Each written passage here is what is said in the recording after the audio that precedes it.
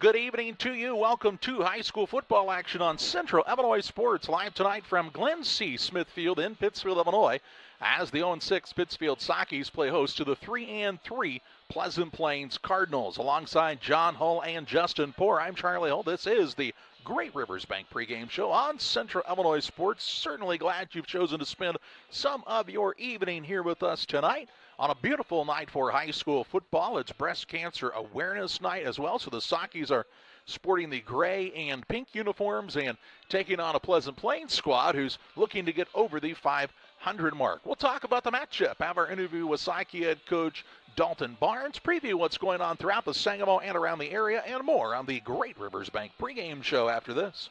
Are you looking to streamline your banking? Great Rivers Bank has just what you need with our streamlined checking and savings accounts. Earn high interest rates or get cash back on debit card purchases with your qualifying account. Plus, ATM fee refunds. Certain qualifications required. Call or visit our website today at www.greatriversbank.bank to get started.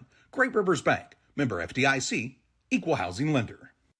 My name's Matt Keplinger. A lot of people call me Kepi. I've been a trainer now for 17 years. When we get the new hires come through the door, I try to treat them like family. This individual right here sent me this today. There's not too many men I admire I can't do it. There's not too many men I admire or that has made an impact in my life, but you've made that list. This is one of the reasons that I love my job, getting messages like this. When my life needed purpose, I chose Dot. When it comes to financial planning, most financial companies focus on your income. At Northwestern Mutual, we focus on your outcome. That's why we know what it takes to succeed both on your balance sheet and in your life. It takes the right financial partner who looks at where you are and where you want to go and designs a financial plan to take you there so you can achieve the life you're after today and every day after. Focus on your financial outcome with Northwestern Mutual. Contact Sheila Davidsmeyer today at SheilaDavidsmeyer.nm.com.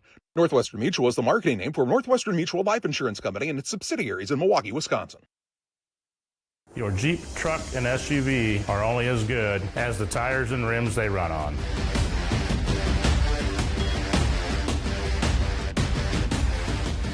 On or off-road, go full throttle. 1 in 8. 1 in 8. 1 in 8. 1 in 8. I am 1 in 8. 1 in 8 women in the U.S. will be diagnosed with breast cancer. Our specialists in Quincy and Hannibal are here so you receive exceptional care, close to home. From industry-leading early detection technology to clinical research and oncology care, we're here to stop cancer from getting in the way. Blessing Health, with you every step of the way.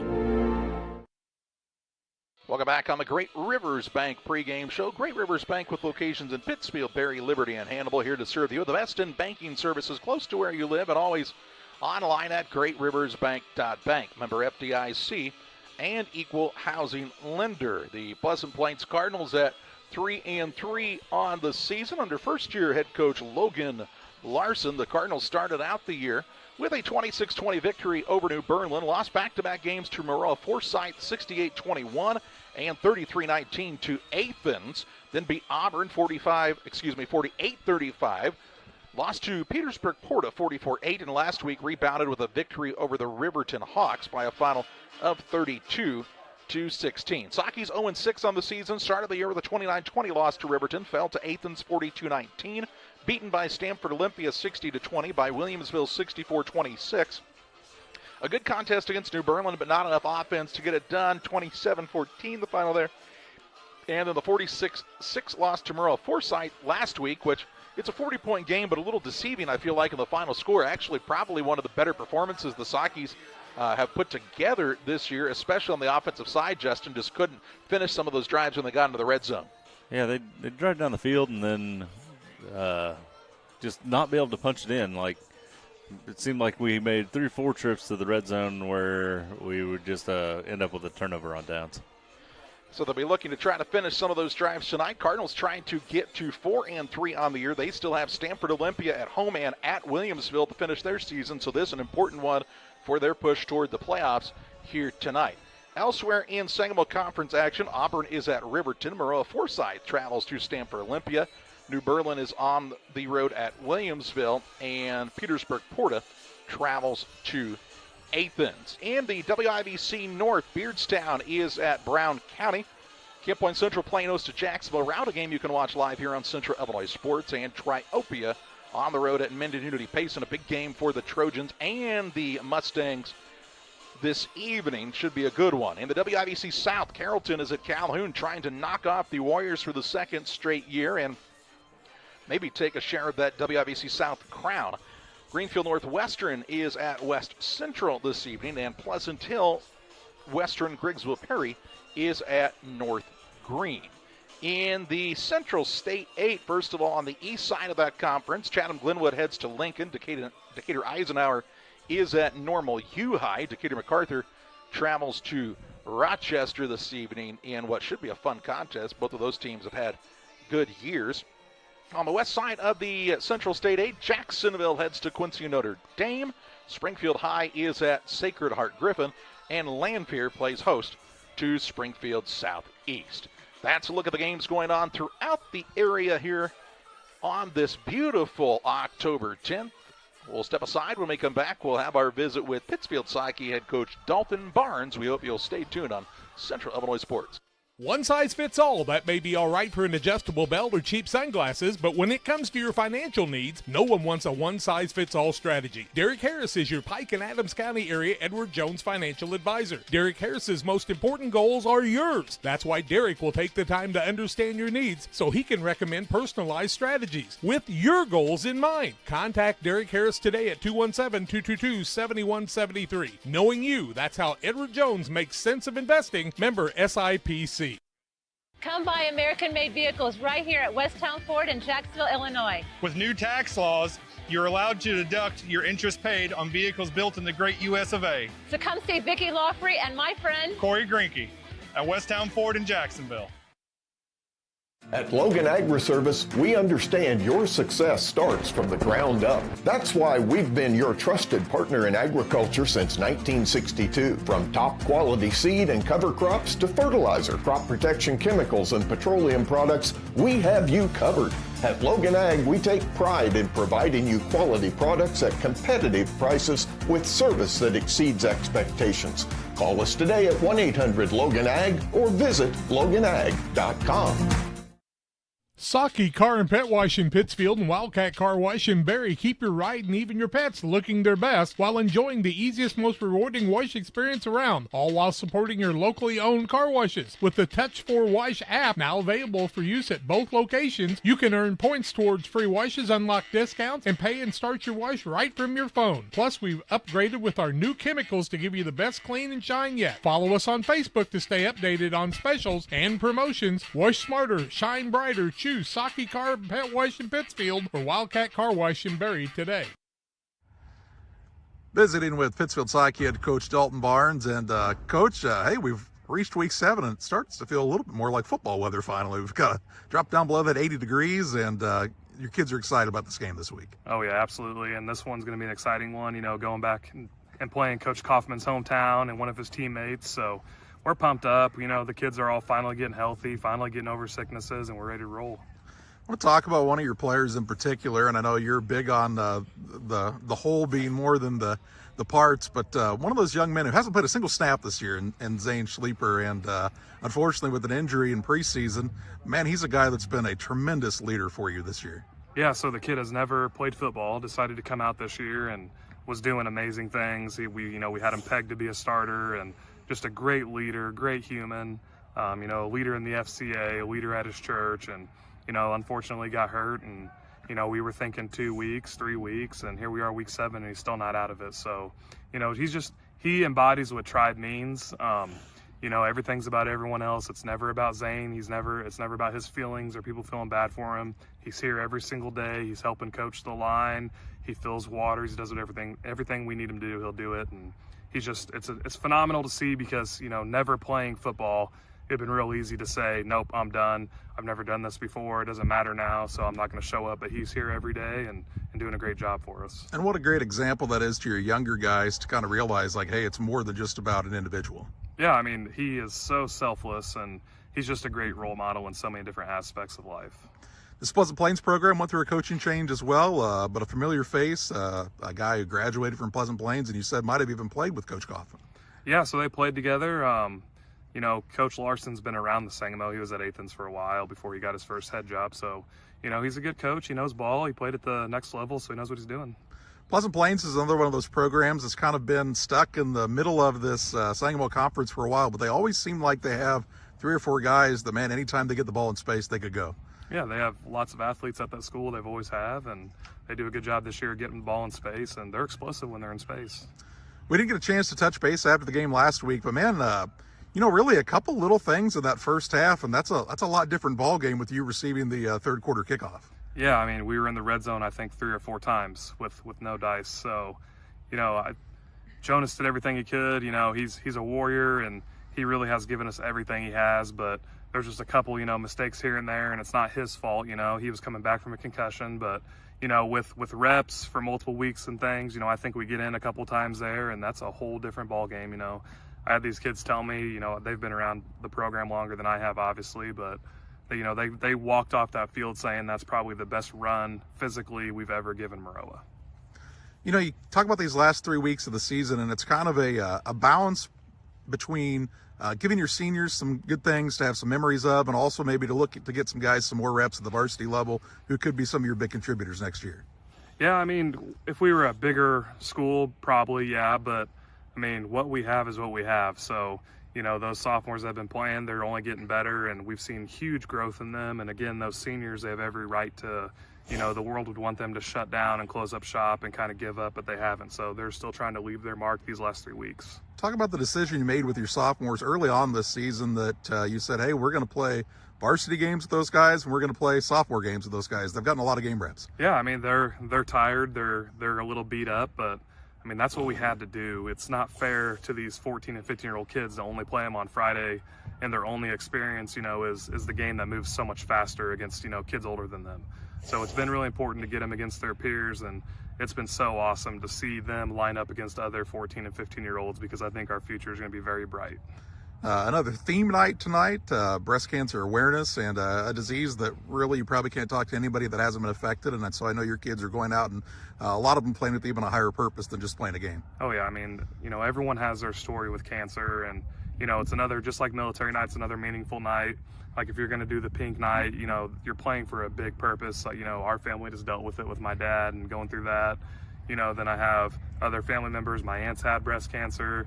My uncle's going through some stuff right now. So, all these kids, just like I do, it's not just centered to me. All these kids have stories where they've been impacted and affected. And it's a really important night, and, hopefully bring some more eyes to the cause and use that as a little motivation to play harder for those people. That's Socky head coach Dalton Barnes. We're back on the Great Rivers Bank pregame show after this. Here in Pittsfield, we're focused on maintaining a healthy, diverse economic base to increase opportunities for our residents. Economic factors greatly affect a community's overall potential, and we strive to continue our prosperous culture. The availability of both commercial and industrial employment centers and new lucrative entrepreneurship opportunities are major assets for growth and development here in Pittsfield. In addition to providing employment and income to people, Pittsfield also boasts several tax incentive districts to further facilitate economic growth. Examples of growth and success can be seen throughout Pittsfield. Pittsfield is located within Pike County and widely known for the abundance of white-tailed deer, and is also home to companies that have capitalized from the region's natural resources. Located over on Madison Street, Whitetail Properties is a major local and international employer that truly embodies the local and economic spirit of Pittsfield. State-of-the-art communications and telecommuting are available here. Be sure to catch their televised series throughout the week on the Sportsman Channel.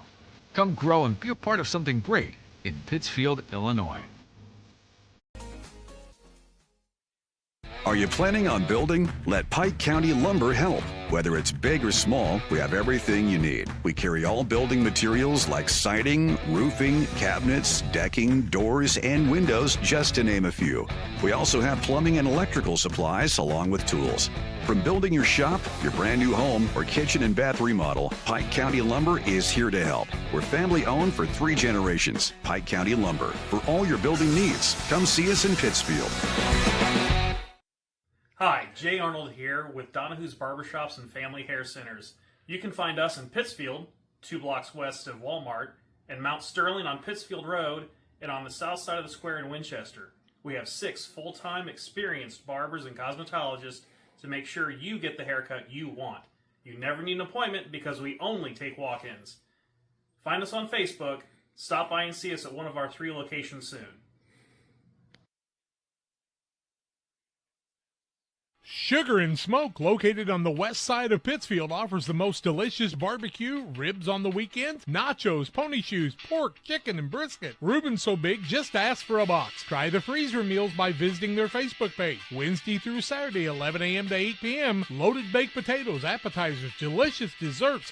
Don't wait, grab the gang and head to 1258 West Washington in Pittsfield. Call 217-922-0067. Sugar and Smoke, the talk of the area. You finally found the perfect car in racing blue. You even got them to throw in the LED fog lights for free. Auto Owners insures your car because some people never learn to parallel park.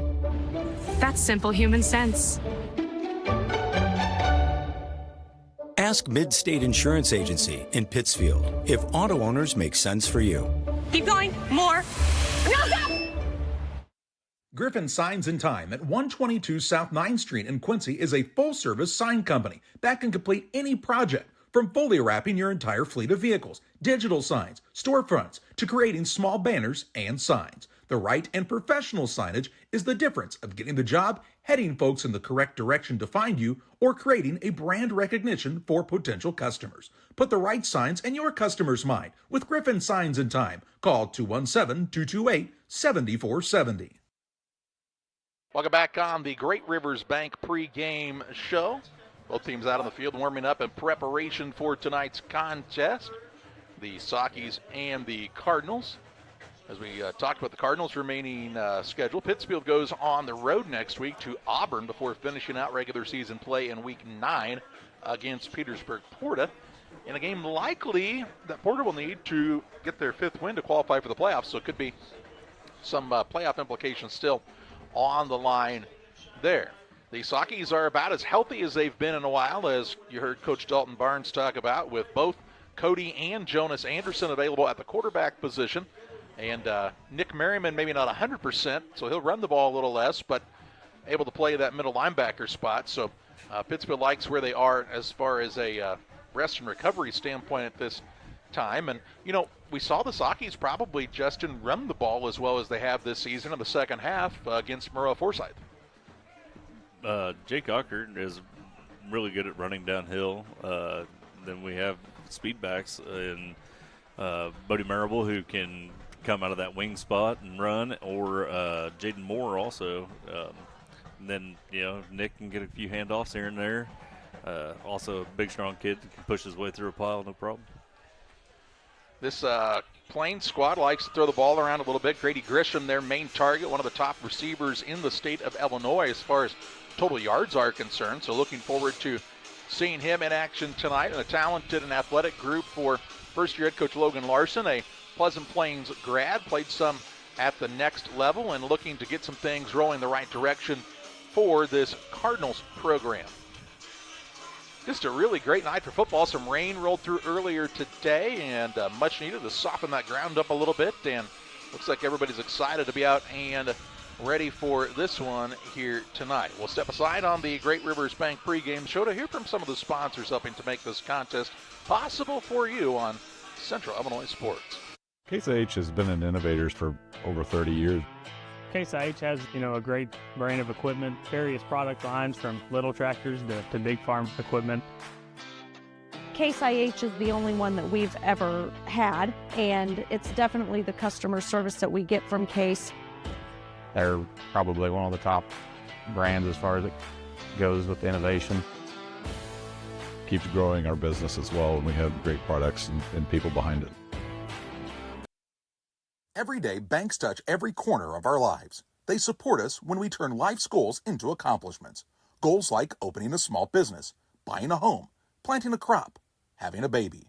From your first car to life after retirement, Central State Bank is there for all of your life's milestones. CSB is central to your banking needs. Visit us in Clayton, Kinderhook, Pittsfield, Pleasant Hill, and Quincy, or at csb123.com. Central State Bank wishes all of the teams well on the hardwood this week. Shireman Memorials has been serving the area since 2014 with local and affordable memorial and specialty items production. Jason Shireman has over 20 years of experience and is committed to providing his customers with the best experience. With expertise in sandblasting, carving, etching, and design, you will be dealing with someone who has the knowledge and experience to make a memorial your family can be proud of for generations. You'll find Shireman Memorials at 1135 West Washington Street in Pittsfield and online at shiremanmemorials.com. Hop in this weekend for a bucket sale at your local farm and home supply. You can get 15% off all regular priced items you can fit in a 5-gallon bucket this Friday, Saturday, and Sunday. That's 15% off clothing or footwear, pet food or tools, hunting gear or snacks, whatever you can fit in the bucket. You never know what will end up in there. No other place has it all like your local farm and home supply. Back with you on the Great Rivers Bank pregame show. Time for the Farm and Home Supply starting lineups. First of all, for the visiting team this evening, the Pleasant Plains Cardinals, 3-3 under head coach Logan Larson. On the offensive side, they'll start like this. At quarterback is Xander Smith, the 5'9", 160-pound senior. Lining up with him in the backfield is Carson Niemerg. He is a 5'5", 150-pound senior. At wideouts, we talked about Grady Grisham, the 6', 175-pound senior. He'll be joined in the wide receiver position with Nolan Scott, a 5'10", 145-pound senior, and Lakeland Minzer, who is a 5'10", 170-pound junior for the Cardinals. Griffin Schallenberg lines up at the tight end position. He's 6'1", 185 pounds and a senior. And then up front, you'll see the likes of Felix Healy. He is a 6'3", 240-pound junior.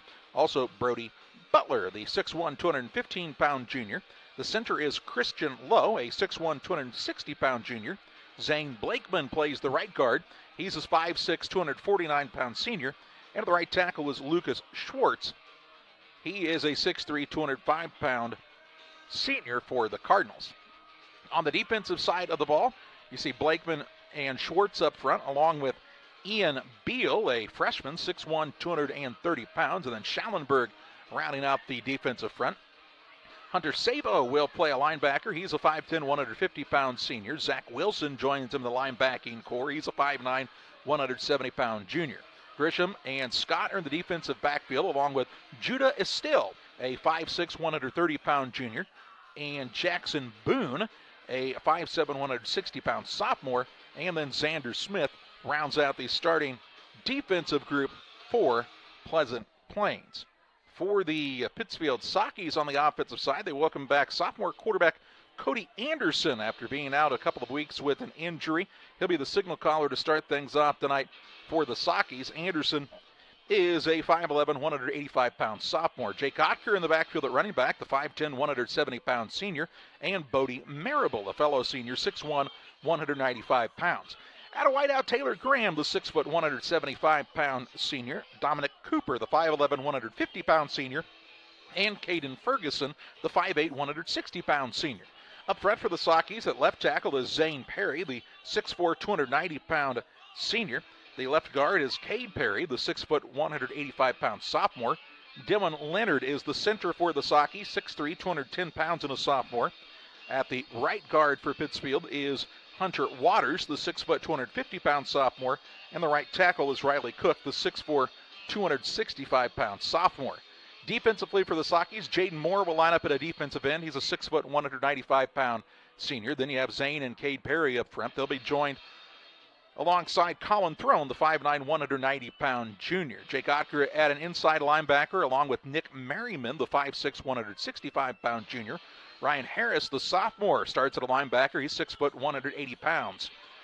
In the defensive backfield at cornerback, Dom Cooper and Bodie Marable, Caden Ferguson and Taylor Graham are the safeties for the Sockies on the defensive side. That's a look at the Farm and Home Supply starting lineups. Farm and Home Supply, find the location nearest you at farmandhomesupply.com. Check them out as fall weather is here. They've got lots of great clothing options for you. Some of the long sleeves, new blue jeans, some work boots if you're headed out to the woods. Lots of camouflage and options for your ammunition. So lots of good things at your local farm and home supply. Visit the location nearest you. Looks like the Saukey High School Marching Band is going to have the Star Spangled Banner here in just a few moments. We talked about a little rain. As you can see, the grass at Glen C. Smithfield has some bare spots in it. It's been so dry this fall. The Saukeys playing at all three levels, freshman, JV, and then the varsity, and also then the junior high football squads playing a couple of games when they participate here at about 4 different times. So the grass is taking a bit of a beating, but has greened up a little bit with the rain coming through the area in the past few weeks. Also want to remind you that we have Camp Point Central and Route at Camp Point Central this evening. Central trying to wrap up the WIVC North undefeated. And they're a heavy favorite over Jacksonville Route, but you never know what Barry Creviston and his squad have up their sleeves. So an opportunity to watch 2 good contests tonight. One here from Pittsfield and one from Camp Point Central. We'll step aside on the Great Rivers Bank pregame show. Back with more from Glen C. Smithfield after this. Cascom is taking internet speed to the extreme with our brand new Ultra package, offering speeds up to 2 gigs. Sign up for Cascom today, and for 1 full year, you'll receive $10 off per month, $15 off per month for 500 megs, $20 off per month for 1 gig, $25 off per month for our brand new 2 gig package. With speeds this fast and deals this incredible, isn't it time you saw the light? Call Cascom today or visit us online to learn more. 800-252-1799. Petty Construction and owner Joe Petty, specializing in commercial and residential roofing systems. They design, build new homes and additions and renovations to your home. Interior and exterior renovations are their specialty. Petty Construction and Joe Petty have the experience in building you are looking for. Call 217-779-6384 or on the web at joe.petty@pettyconstruction.com. Building your community one job at a time. At Farmers State Bank at Camp Point, we're proud to have been a part of our community for over a century, supporting families, athletes, and fans every step of the way.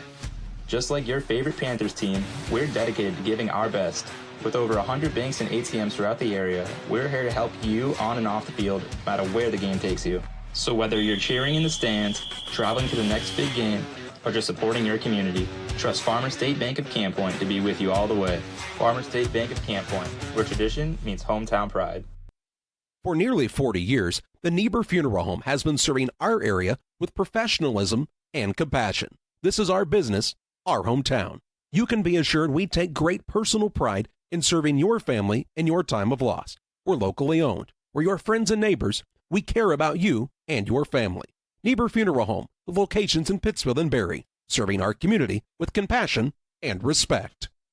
Stotze Automotive and Tire, located at 201 Adams Street in Camp Point, Illinois, is your local automotive repair shop. Whether you need an oil change, brake job, alignment, engine repair, or new tires, Stotze Automotive is here with honest and competitive pricing. Call Reagan and his team today to schedule your appointment. 217-740-5010. That's 217-740-5010 for Stotze Automotive and Tire.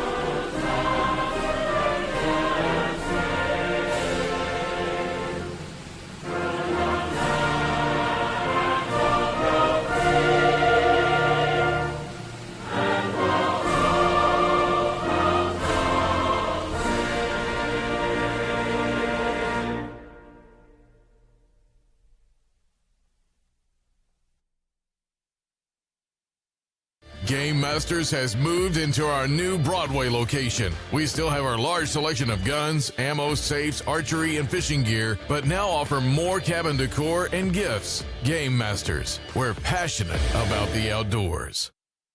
At Geared Up, we specialize in offering a diverse range of apparel, spirit wear for your favorite team, caps, custom embroidery items, and a whole lot more. We offer top-notch quality products and unique designs, all with a customer-centric approach. Your satisfaction is our top priority. Whether you're planning for a big event, needing apparel to support your favorite team, or want to showcase your business with a variety of products, Geared Up is here to make it happen. You'll find us just off the square in Pittsfield at wegearyouup.com or by calling 217-407-4515. Like a good neighbor, State Farm is there. You've heard that phrase many times, and Rod Prentice in Pittsfield, your State Farm agent, is the guy you can count on to be your friend and neighbor in the insurance business. He has a complete line of insurance available for you from State Farm Insurance. You can reach him at 217-285-6930. Our family trusts Rod Prentice with all of our insurance needs. Stop by their office on Washington Street and see the girls. And Rod Prentice, your State Farm agent, 217-285-6930. Windows and entryways are one of the most accessible ways to enhance the security and visual appeal of your home or business. Pike County Glass takes immense pride in our role of making our community a beautiful place to live. We make sure to design and install with your needs at the forefront of our mind. After all, no great service is worth doing if your customers aren't satisfied. Pike County Glass promises to create the products that you've always wanted to have for your property. Call Pike County Glass, 217-285-4275, or visit PikeCountyGlass.com. From bag to field to bin, Prairieland FS is your home for quality seed. We treat it right here at one of our local facilities, deliver it right to your farm, and then provide the propane to fuel your bins. Have confidence in what you're putting in your engine with our energy specialist. They're focused on maximizing power, fuel efficiency, and engine protection to keep you going. We're neighbors serving neighbors. Prairieland FS, your leading supplier of choice. It's time to be thinking about tax planning. You can count on Illinois FBFM for accounting, consulting, and tax preparation for farmers and businesses in Pike, Brown, and Adams County. Phone 217-593-7233. That's 593-7233. Illinois FBFM can take care of your farm accounting needs. Get your accounts in order for this tax season. Contact Jesse Shootman, Emily Matthews, and Kaylee Fessler. Illinois FBFM in Camp Point, working for you. Press Yours On You and the Walker family are starting their 20th year of serving the Camp Point community and surrounding areas by helping businesses, schools, and families with custom solutions that stand out. For parents and students, get game day ready in our 1,400 square foot retail store, packed with spirit wear for 5 local high schools. Hoodies, tees, Letterman jackets, and accessories. We've got the gear you need to show your pride. Come see why Press Yours On You has been trusted for 20 years. Press Yours On You, right on Highway 24 in Camp Point. Find us on Facebook, and from our family to yours, thank you for supporting local. Welcome back on the Great Rivers Bank pregame show on Central Illinois Sports. Pittsfield getting ready to take the field. Nice job by the band under band director Justin Bangert with our national anthem here this evening. Just about ready for football action. The Sockies did win the coin toss. They've elected to receive to start the ball game here tonight. We want to remind you about our scoreboard sponsor. That's Ridgeline Sales Group, LLC. If you're a buyer searching for the perfect home or a hunter passionate about the outdoors, Ridgeline Sales Group is here to help you capitalize on your investment. Our knowledge of the land, our dedication to our clients, and our commitment to excellence are just a few reasons why buyers and sellers continue to trust us for their real estate needs. Call 217-285-5800 or online at ridgelinesalesgroup.com. Sporting a little different look on the Ridgeline Sales Group scoreboard tonight. Hope you enjoy it. Glad you're with us. Justin Poor, John Hull, Charlie Hull with you here tonight from Pittsfield as the Sockies and the Cardinals of Pleasant Plains do battle. Sockies are in the gray uniforms with the pink numbering and the red helmets, while the Cardinals are in the white uniforms with the blue pants and red numbers. A lot of activity here tonight. Up in the press box, down on the field. Lots of fun things going on. one of them will be a football game as well. Good crowd on hand here on the Saki side. Good crowd on the visiting sideline for the Cardinals as well. As we said, Pittsfield will receive to start tonight, and you'll again hear the name of Cody Anderson, the sophomore quarterback, as the signal caller for the Sakis to start tonight. I would also expect to see Jonas Anderson some in the backfield for the Sakis. Really, Jonas probably with one of his better performances a week ago against Maroa Forsyth, but before Cody Anderson had gotten hurt, he hadn't been the starter, so now he's back to full health and back in there into the lineup for the Sakis, and both of them bring a little different skill set to the field. Cody a little more of a rugged runner. Jonas a little more of a finesse guy. Jonas a little bit better probably on the deep ball. Cody, they like his ability to get the ball out quickly. So it seems like he reads all right too, especially for a sophomore. Yeah, I agree. All right, we're just about ready for kickoff. Let's see. Sakis have 12 guys on the field right now. Might want to get one. They're going to run one off. Might be a good idea. Graham, Ferguson, Cooper are the deep guys. And let's see if we can spot the kicker for the Cardinals. Looks to be number 30. That's Allie Schoen, the 5'7", 145-pound senior kicker. She kicked last year. Yep, we've seen her have some success as the kicker for this squad. You born in a barn?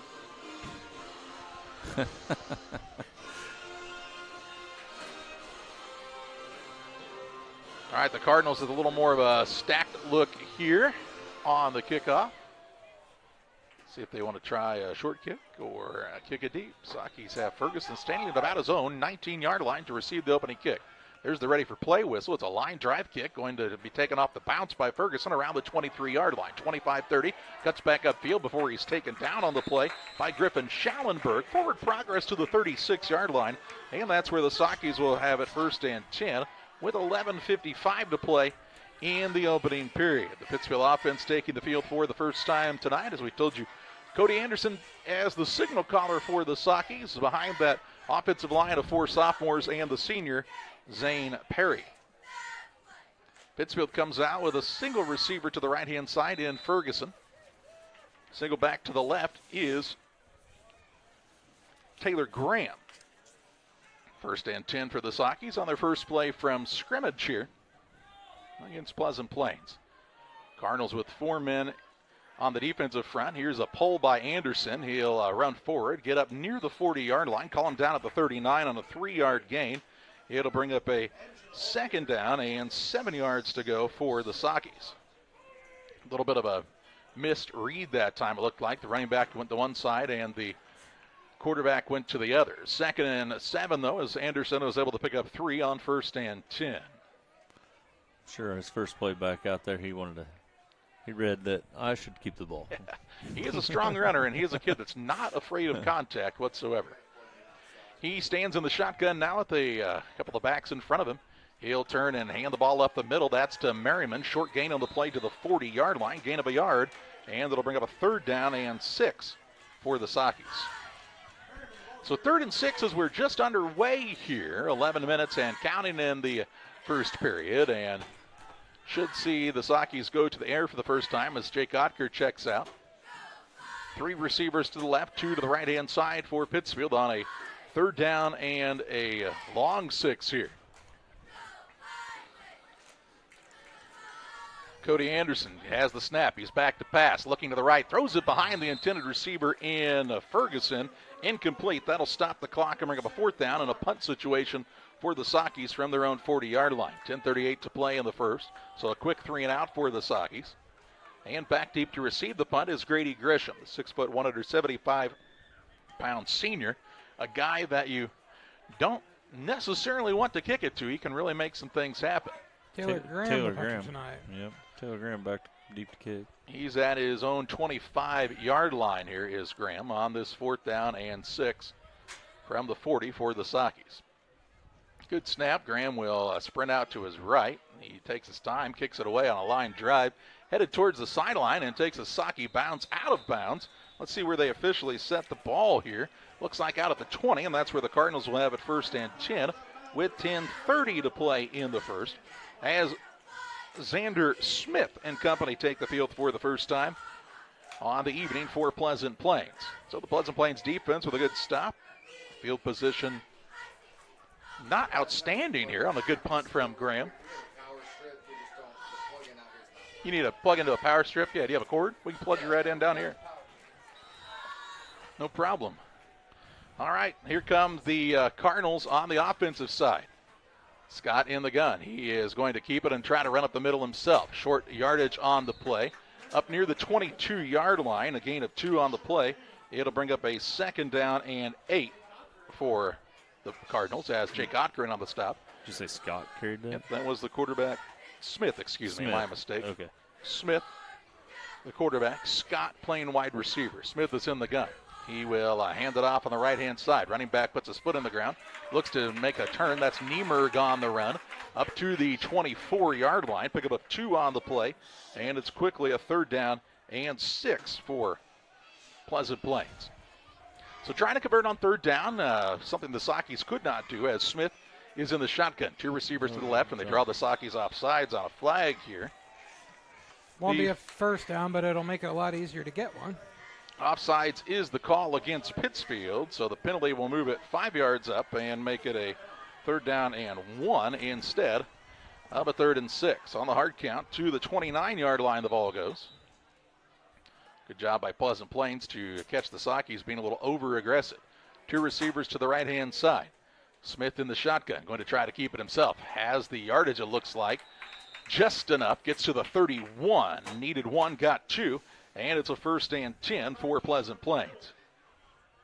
So Smith able to move the chains for the Cardinals. And with 9:26 to play in the first, a fresh set of downs from their own 31-yard line.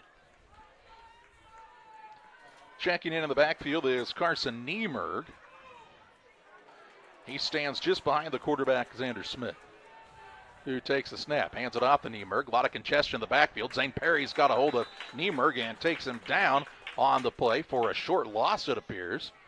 Going to drop him right at the 30-yard line. A loss of a yard on the play to bring up a 2nd down and 11.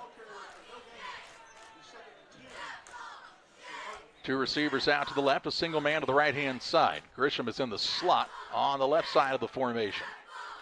Smith in the shotgun, puts a man in motion. He fakes to the motion man, now keeps it himself with an extra blocker. Gets hit in the backfield, but breaks a tackle. Breaks free and is taken down past the original line of scrimmage to the 32-yard line.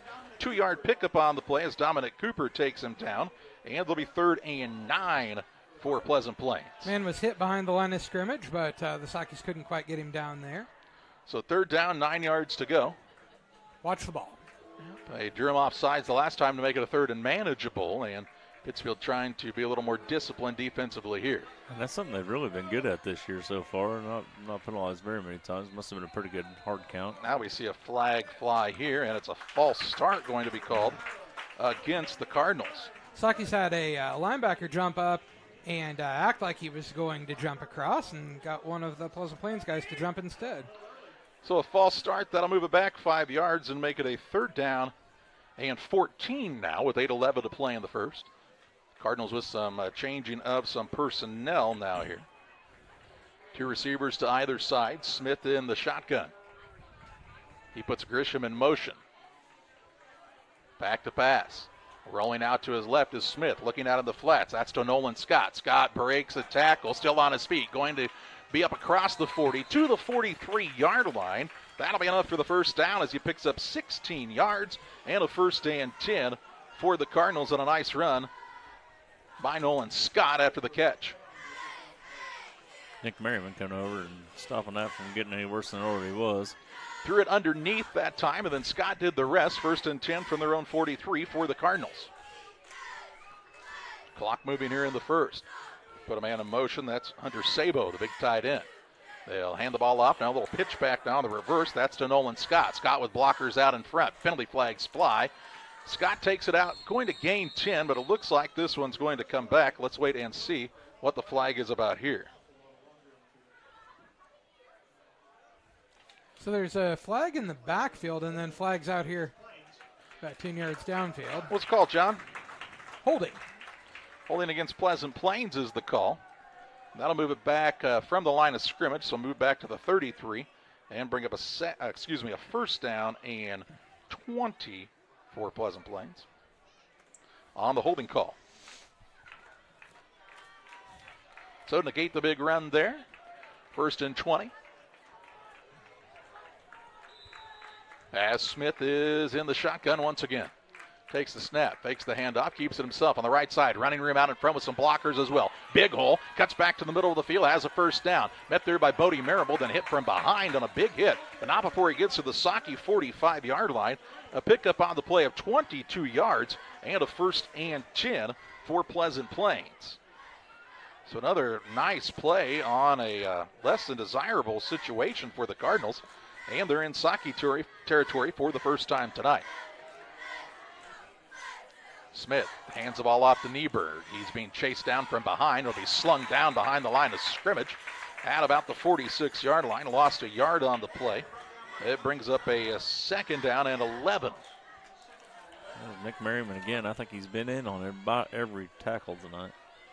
Merriman, the junior middle linebacker for the Sakis, flying around a bit here in the early going. Two receivers to the right. That's Grisham and Scott. Smith stands in the pistol from the 50-yard line. Puts Schallenberg in motion to the right. Fakes the handoff, is back to pass. Hit, breaks out of the grasp of the defender here. Throws a high ball, that's to Grisham. He brings it in, spins forward, and is taken down to the 40-yard line after a 6-yard gain. It'll bring up a third down and 5 for the Cardinals in 4-down territory.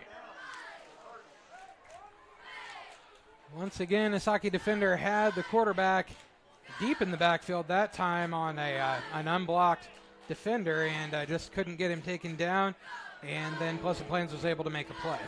Cardinals started this drive at their own 20-yard line with 10:30 to play in the first, and another penalty, this time against Pittsfield, on the defensive encroachment. That'll be a first down. That'll move the ball to the 35 and result, as John told you, in a first and 10 for Pleasant Plains. So the Saki defensive front a little undisciplined to start tonight, and they've given a couple of big yards, big situations up here. Smith's going to keep it himself, looking to tuck behind the tight end here. He'll take it down to the 31-yard line, 4-yard pickup on first down to bring up a second down and 6. Nothing fancy there, just kind of got in behind his blockers and followed him as far as he could. He kept moving forward. That's right. Good long drive here by Pleasant Plains, nearly 5 minutes into this drive. And they keep marching deeper into Saki territory now at the 31. Little wing formation now for Pleasant Plains. They'll have an inside handoff. This is to Zachary Wilson. Wilson turns the corner. He's got the first down. Taken down inside the 25, near the 23-yard line. Pick up on the play of 8 yards for Pleasant Plains and a first and 10 for the Cardinals, as we'll see that play on the Northwestern Mutual instant replay. You'll see Wilson kind of tucked into that wingback spot. And the little inside handoff here. Able to get around the outside, and good blocking out in front by Pleasant Plains. Thanks to Sheila Davidsmeyer and her team at Northwestern Mutual for being our instant replay sponsor. Smith is back to pass. Hit as he throws. High ball, and it's incomplete. Now a penalty flag flies right at the end, and we'll have to see what this call is about. Whew. Flag on the play, and let's see what the official signals here. Not even really sure that ball was catchable at all, but I understand that's not a consideration in high school football, but that ball was well passed by the time any contact was made. The back judge threw it, and it is pass interference against the Sakis. Where are they going? They moved the ball down to the 12-yard line, and a first and 10 for Pleasant Plains from the Saki 12 now. Smith hands it off on the left-hand side. That's to Grisham. Grisham breaks his way through, still on his feet down inside the 5, near the 3. Gain 9 on first down, and it's second down and a yard to go for the Cardinals. They're knocking on the door here. Second, and we'll officially call it 2 yards to go. How many yards was that penalty? The penalty was a 15-yarder. Oh, okay. Smith in the shotgun, takes the snap, looks to keep it himself on the right side. He will get into the end zone for the touchdown. Smith able to follow the offensive line on the right-hand side, and with 4:41 to play in the first, Pleasant Plains has taken a 6-0 lead on the Ridgeline Sales Group scoreboard.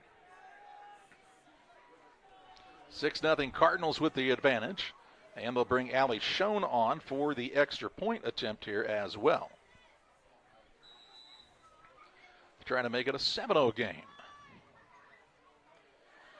The hold is down. The kick is up. The kick is going to be good as it sneaks over the crossbar and is good for the extra point. So Pleasant Plains with a good drive started at their own 20-yard line. They finish it off on a run by the quarterback, Xander Smith, from 3 yards out. And with 4:41 to play in the first, it's the Cardinals 7, the Sockies nothing.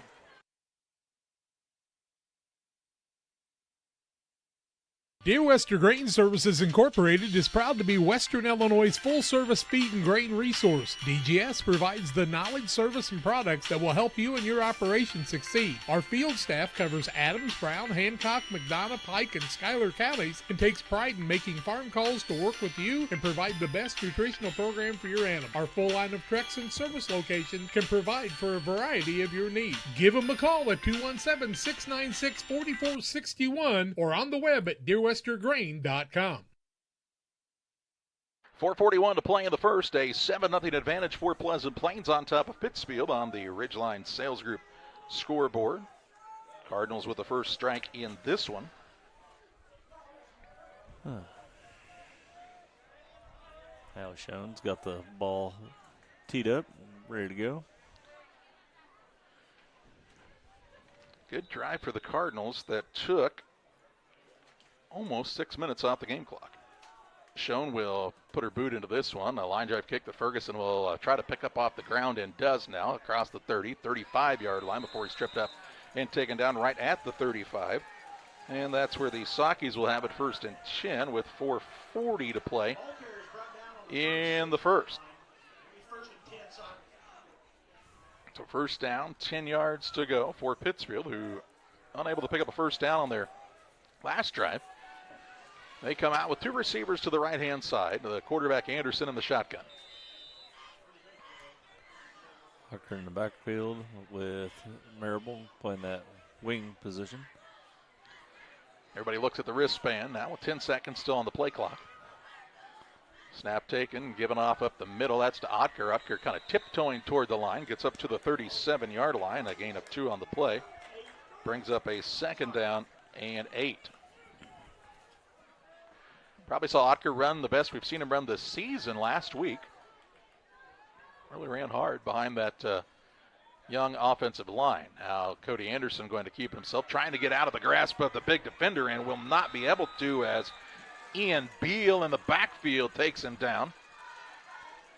Loses back to the 33-yard line, a 4-yard loss on the play. And it is 3rd down and 12. So 3rd and 12, and the Saki offense headed the wrong direction right now on a play from their own 33-yard line. Cody Anderson in the shotgun, trips right. Takes the snap. He is back to pass. Has some pressure. Steps up to avoid the rush. Looks downfield, looking deep, looking for Marable, who will come back and play the football, and he will make the catch on a terrific play by Bodie Marable to the Pleasant Plains 34-yard line. A 33-yard connection from Anderson to Marable, and it's a Saki 1st and 10 on a well-thrown ball. Marable had to be a strong receiver that time also, as he had to kind of fight through the defender. Now here's a snap that is high. Anderson as it goes through his hands, and the Cardinals will recover this one as diving on it is Griffin Schallenberg. So the Sockies get a big play, but the Cardinals take it right back, and they'll have the football with 3:27 to play in the first, leading 7-0. Let's take a look at it on Northwestern Mutual Instant Replay. Looks like it was high and then went right through the hands of Anderson. To an ill-timed turnover for the Sockies with 3:27 to play in the first. And for the Cardinals, they'll get the ball out to their own 44-yard line. Right back in action after a good drive on their first series of the night. Here's Smith, back to pass, looking out to the right-hand side, has it completed to Grisham. He'll stretch it up to the Pittsfield 49-yard line on a 6-yard gain to bring up a 2nd down and 4. What was that? I'm sorry. That was to Grisham on a first down play, gained 6, Pass. 2nd and 4. Yep, pass to play. Grisham. Right. Number 2. Got it. 3 minutes and counting of the first period. Pleasant Plains looks to the sideline for the play call here. 2 receivers wide to either side as Smith is in the shotgun. He will fake the handoff, is back to pass. Clean pocket. Now has to check it down on the right-hand side. Has it completed. That's to Grisham once again. He'll have the first down as he's shoved out of bounds near the 34-yard line. A pickup of 15 yards on the play and a 1st and 10 for the Cardinals. That was Griffin Schellenberg. Number 8? Number 8. Yeah, that was the receiver, correct. How many yards? Picked up 15. 15. Good job. To the 34. They'll fake the handoff to Niemerg. Smith will be hitting the backfield, but breaks free. Still on his feet as he cuts back to the middle and is taken down by a host of Pittsfield tacklers. Now before he gets down to the 23-yard line, a pickup of 11 yards. And again, the Cardinals able to move the chains with another first down. Pleasant Plains on the move here, trying to make it a 2-score game in this first quarter. Smith fakes the pitch. Back to pass. Ball is loose on the ground and recovered by Smith. Jaden Moore got back there to knock it loose. Recovered back at the 30. Lost 7 on the play. It'll bring up a 2nd down and 17. Moore came from the blind side that time, and he did not seem to know that he was there until he was on top of him. What was the 11-yard play? I missed that too. The 11-yard pickup was the run by the quarterback, Smith. Okay. Now Smith's going to try to run it again on the quarterback draw. Breaks a tackle on the outside. Gets a good block out in front and is wrestled down near the 19-yard line. An 11-yard pickup on that play. And it'll bring up a 3rd down and 6 for the Cardinals. So 3rd down, 6 yards to go with the clock moving here in the first. Single receiver out wide to the left-hand side is Grady Grisham. A couple of receivers bunched on the short side of the field as they look to the sideline for the play call. Smith in the shotgun. Niemerg stands to his left. They'll put a man in motion, and Scott going to give it to him on the jet sweep with blockers out in front. Now stretches it outside as the Saki's not able to keep contained. Smith slides now as he went to cut. Slides down to the 7-yard line. A pickup of 12 yards on the play. And it'll bring up a 1st down and goal to go from the 7-yard line. 1st and goal for the Cardinals. Stayed in bounds, so the clock should be moving here. There it goes. Smith in the shotgun. Takes the snap, hands it off to Niemerg. Around the right side, drugged down from behind by Perry. Slammed to the ground near the line of scrimmage. No gain, no loss on the play. It'll be 2nd and goal from the 7. Sakis did a good job that time of tackling instead of just trying to hit the guy and knock him down. Cardinals playing with good confidence here as we're under a minute to play in the first. They'll huddle back up. Still 19 seconds on the play clock, so no rush here. They'll come out with the wing back on the right-hand side in Grisham. Take the snap, hand it off up the middle. This is to Zachary Wilson. Wilson fighting for yardage. He stretches, and he gets in for the touchdown. Wilson would not be denied, and the Cardinals take it after the Saki miscue right down the field. And with 23 seconds to play in the first, a 6-yard run by Wilson gives Pleasant Plains the 13-0 lead on the Ridgeline Sales Group scoreboard. 7-yard gain on the play for Wilson, shown on for the extra point attempt here. Low snap, back to pass now is the holder Jackson Boone, looking into the end zone, and it's incomplete as the 2-point conversion fails. 23 seconds to play in the first. Pleasant Plains, as we told you, got the ball back after the Saki fumble. They take it right down the field, and Wilson takes it in to give the Cardinals a 13-0 lead. Sports families, come check out Central Valley Sports, the new facility in town. Located 3 miles south of Winchester at 520 Winchester Glasgow Road. Batting cages, pitching mounds, pitching machines, and more. open to all ages and skill levels. The facility is available for team rental, individual membership, and family memberships. Be sure to check out the Central Valley Sports Facebook page for more information and stay up to date on individual lessons and camps offered throughout the year. 23 seconds to play in the first. 13-0 the lead for Pleasant Plains on top of Pittsfield here. As shown, we'll have it teed up, ready to kick it off in just a moment.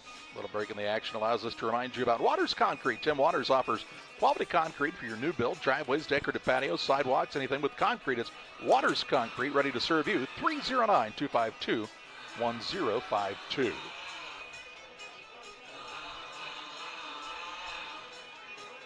Shown as a teed up from the 40-yard line. Cardinals having it their way so far on a 13-0 lead on the Ridgeline Sales Group scoreboard. It's the ready for play whistle. Hopefully. I think they did already do it. And now a little hopper. It's Dom Cooper trying to scoop it up off the ground, still trying to get it, and is going to be taken down near the 21-yard line. That's where Pittsfield will have it, 1st and 10 from their own 21 with 20 seconds to play here in the first. A little bit of a bouncing ball that time. Cooper able to pick it up and wrestle it in, but not much of a return. They just had trouble kind of finding the handle to start with, and that made it time for the defenders to get down there. Sakis with two receivers to the left. Ferguson, the man split to the right-hand side. Otker is lined up in the backfield along with the sophomore quarterback Cody Anderson. First down, 10 yards to go.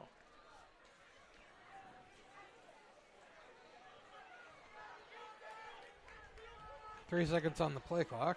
Anderson takes the snap, fakes the handoff. Looking to his left. The ball is tipped and incomplete. It'll bring up a 2nd and 10. Looking to the left the entire time. There's nothing opened up down there. 2nd and 10 for Pittsfield with 15 seconds to play in the first. And they've not had much luck getting anything sustainable on the offensive side here in the early going. Yeah, got about 2 yards rushing and 33 yards in the air. They'll keep it with the quarterback Anderson. Now he fights through some arm tacklers and then is still on his feet. Ooh, the referee from behind blows it dead. Ooh. The one from the outside was shaking his head no, but as it is, it's going to be a whistle that marks him down at the 23-yard line. Ooh. So a 2-yard pickup, even though they say that he might have landed on the defender, I think was what the sideline was looking for there. As it is, it'll bring up a 3rd down and 8. Should be the final play of the quarter with just 5.3 seconds to play in the first. Yeah, the White Hat was the man that called him down. He's the referee. He's the man in charge. So that'll be the end of the first. After one, it's the Pleasant Plains Cardinals 13, the Pittsfield Sockies nothing. Second quarter action your way next on Central Illinois Sports. Are you as excited as we are that football season is back? Then you need to make Jersey's your one-stop destination for mouth-watering burgers, ice-cold beer, and all your local sporting events. So gather your crew and speed over to one of Jersey's 2 locations, 109 East Jefferson and Camp Point, or 115 East Main Street, Mount Sterling. Jersey's Bar and Grill, your hometown sports bar. We love beer! Hop in this weekend for a bucket sale at your local farm and home supply. You can get 15% off all regular priced items you can fit in a 5-gallon bucket this Friday, Saturday, and Sunday. That's 15% off clothing or footwear, pet food or tools, hunting gear or snacks, whatever you can fit in the bucket. You never know what will end up in there. No other place has it all like your local farm and home supply.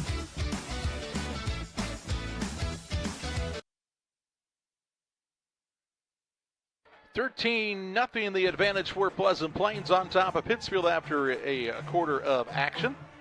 Sockies will have the ball 3rd down and 8 from their own 23-yard line here. And it's a long 8. Nearly 9. Almost 10. I'd say it's a solid 9 even. 2 receivers to the left-hand side. So the Sockies can convert on this 3rd and long 8. Anderson takes the snap, back to pass. Throws across the middle of the field. Was looking for Marable, who could not get free as the pass was just off the mark, and it brings up a 4th down and 8 and another quick 3 and out for the Saukey offense. 1 first down on the night for the Saukeys. Grisham is back to receive the punt. Stands at about the 45-yard line. Taylor Graham will punt from around his own 10. Graham had a pretty good punt the last time around. A little rugby kick. Had all the time in the world to kick it. Yeah, he likes to run around a little bit and see if he thinks he could possibly get a first down first. High snap. He'll roll out now and kick this one straight up in the air and out of bounds. And not one of the best kicks you've seen this season for the Saukeys. As the Cardinals 35. will start deep in Pittsfield territory at the 30. 31 is where the men are standing. Yeah, I think they might put it right on the 30. So that'll be at their opponent's 30-yard line for Pleasant Plains. 1st and 10 with 11:48 to play here in the first half. Things not going the way of the Saukeys so far. Cardinals trying to take advantage of another miscue here. As Smith is in the shotgun, 2 receivers to his right. Puts a man in motion from the left side of the formation in Grady Grisham. Now that's going to be intentional grounding. As Smith was in the grass with the quarterback. That actually was Owen Metcalf who checked in at quarterback there for a moment. And that's going to be intentional grounding as Metcalf, the sophomore quarterback, is going to be called for that one. That'll be a loss of down, so it'll be 2nd down. So are we playing Pleasant Plains rules, so it's 3rd down now? I did happen a couple of years ago. I don't know if it was necessarily Pleasant Plains rules, but it was the rules that night with that group of officials. It just happened to be at Pleasant Plains, but I remember a few fans being a little bit upset about that call. Yeah, I don't remember that as much as you guys do. Grounding is the call, and move it back to the 44-yard line and be a 2nd down and 14. 10-yard penalty? Yep, from the spot. It's really about 14 total yards. Okay. 2nd and 24. And there's a penalty flag that flies. And what we have here. The offensive tackle moved in motion. Start against the Cardinals. So this drive not off to a great start for the Pleasant Plains squad. They'll move the ball back to the 49. They're trying really hard to get the ball back on their own side of the field. Haven't quite gotten it there yet. So we just want a little more space to work with here. Can't pad the stats from this close. Grisham can't get 200 yards receiving, Charlie, with these short fields. Metcalf will hand the ball off to Nieberg. Nieberg bounces off of a couple would-be tacklers. Going to pick up a lot of this yardage on 1st down. He'll get forward progress to the 35-yard line. He'll pick up a 14 yards on the play. It'll bring up a 3rd down and 14. And I mean that with a giant amount of respect to Grisham. He really has been one of the best offensive weapons in the state this year. Metcalf in the shotgun, the sophomore quarterback on this series. Still a 3rd and about 16, 14? 17. Call it 14. It's a long 14. Metcalf back to pass. Pump fakes, now throws the ball out into the flats. Penalty flag flies on the near side of the field. Grisham is fighting for yardage. He's got the 1st down as he's wrestled out of bounds, but there's a flag. Let's see what this is about. Going to be a... Looks like a hold. Hold against the Cardinals. So holding the call this time. And it'll be behind the line of scrimmage, which means it'll be from the line of scrimmage, which will move the ball back to the 45-yard line and bring up a 3rd down and about 26 yards to go. Timeout, Pittsfield. All right, on the Adams Fiber timeout, the official timeout sponsor of Central Illinois Sports is Adams Fiber, the hometown favorite for blazing fast internet. Whether it's game day or every day, Adams Fiber keeps you connected with the speed and reliability you need. Visit adams.net or call or text 217-214-3423.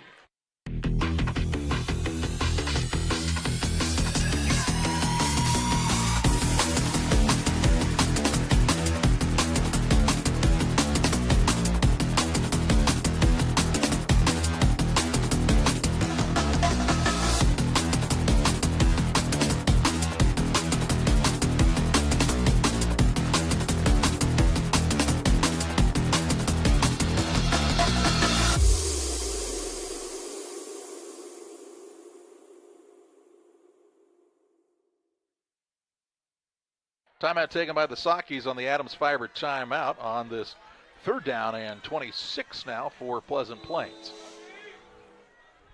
Looks like they'll stick with Metcalf in the shotgun here. Looks like this receiver on this side got an early start. Yeah. And it'll be another flag. This time a false start. They are going to get across to their own side of the field now. That is their 6th penalty for 49 yards. Move it back 5 yards and bring up a 3rd and 31.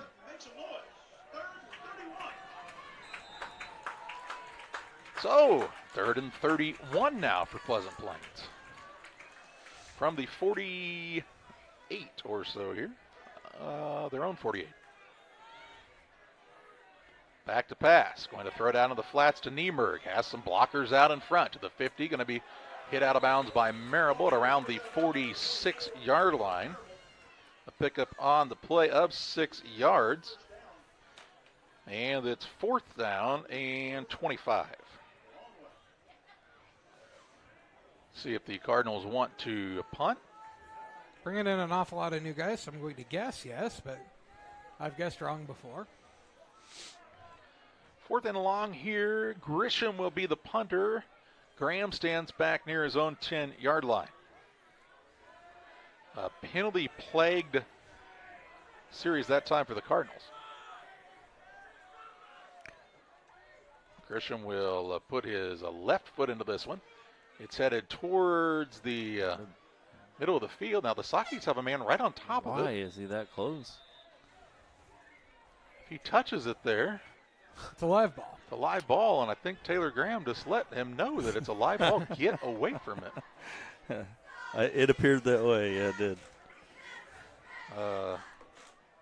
Ryan. Yeah, not so subtly, in fact. Like, hey, if that ball touches you, they can pick it up. Next to the end zone. The ball officially rolls dead at the 12 on a nice punt. And with 10:37 to play in the half, it's Pittsfield ball, 1st and 10.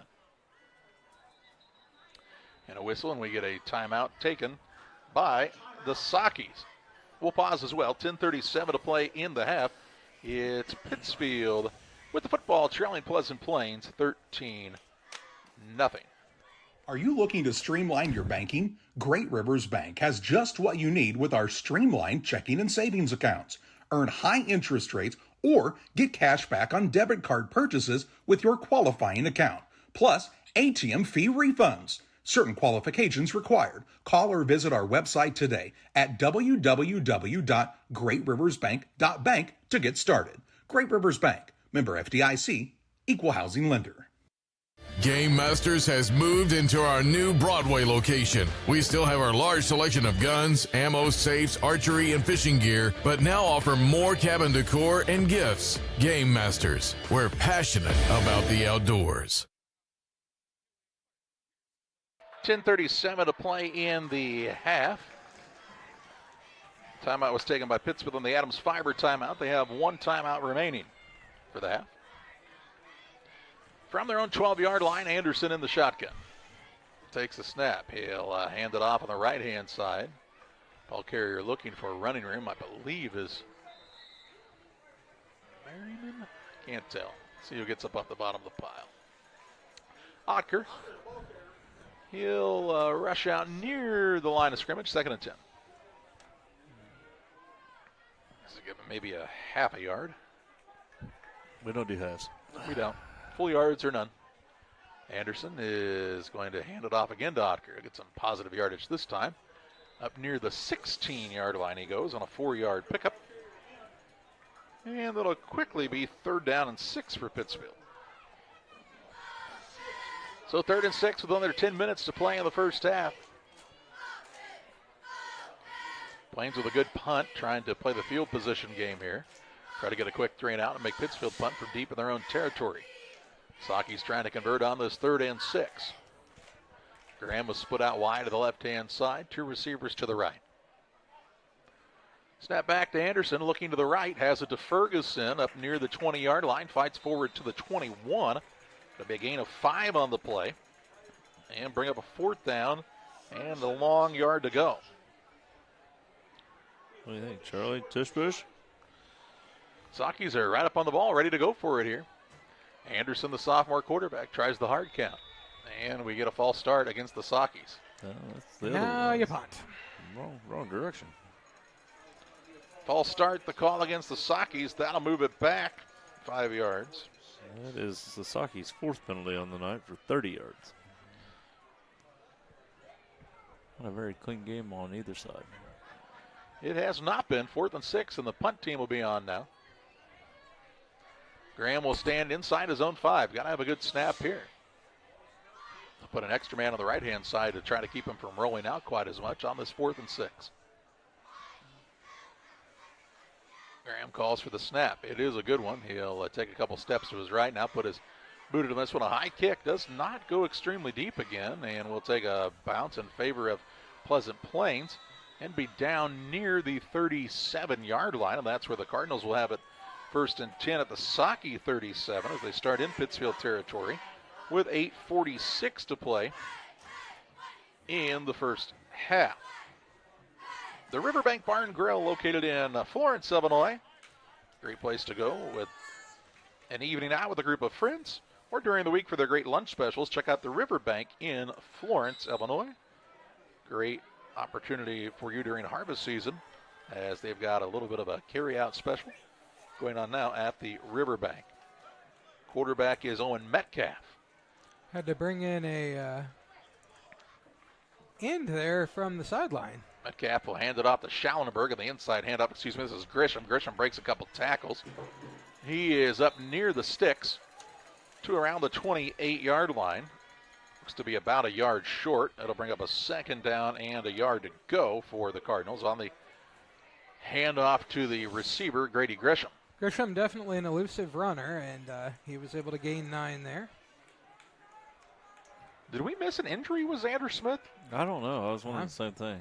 Didn't see anything. Metcalf was in on the last drive as well. He's done a nice job, the sophomore.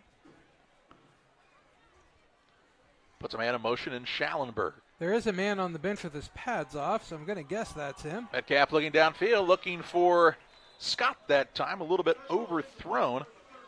Man was open in Nolan Scott, but just a little overthrown, and it's 3rd down and a yard to go. I like that, taking a shot on 2nd and a yard, knowing that you can probably pick up a yard here on 3rd down, especially in 4-down territory. Nearly worked that time for the Cardinals. As it is, though, it's an incomplete pass, stops the clock with 7:58 to play in the first half, and a 13-0 lead in the Ridgeline Sales Group scoreboard for Pleasant Plains. They will hand the ball off to Niemerg. A lot of pressure in the backfield and taken down by Jaden Moore. Moore tackles him at the 33, it looks like. Caught the 32, a loss of 4 on the play. And it'll bring up a 4th down and 5. So a 4th and 5. Let's see if Pleasant Plains wants to go with that hard count again here. See if they can draw Pittsfield off sides. It's worked a couple times tonight. And he's also drawn his own team off sides. Metcalf is back to pass, looking left the entire time. A pass that is caught, it looks like here by Grisham. Had to go to the ground for the catch and is able to bring it in around the 26-yard line. That'll be enough for the first down as they pick up 6. Needed 5, got 6. And a 1st and 10 for Pleasant Plains. When in doubt, throw it up for Grady Grisham. He'll probably bring it in. He'll go in motion from the left to the right. Metcalf rolls out to his right. Gets his shoulder squared, throws it downfield. Hits his receiver this time along the sideline, and Scott to the 20-yard line. 6-yard pickup on the play. A 2nd down and 4. As Marable is the man that took him out of bounds.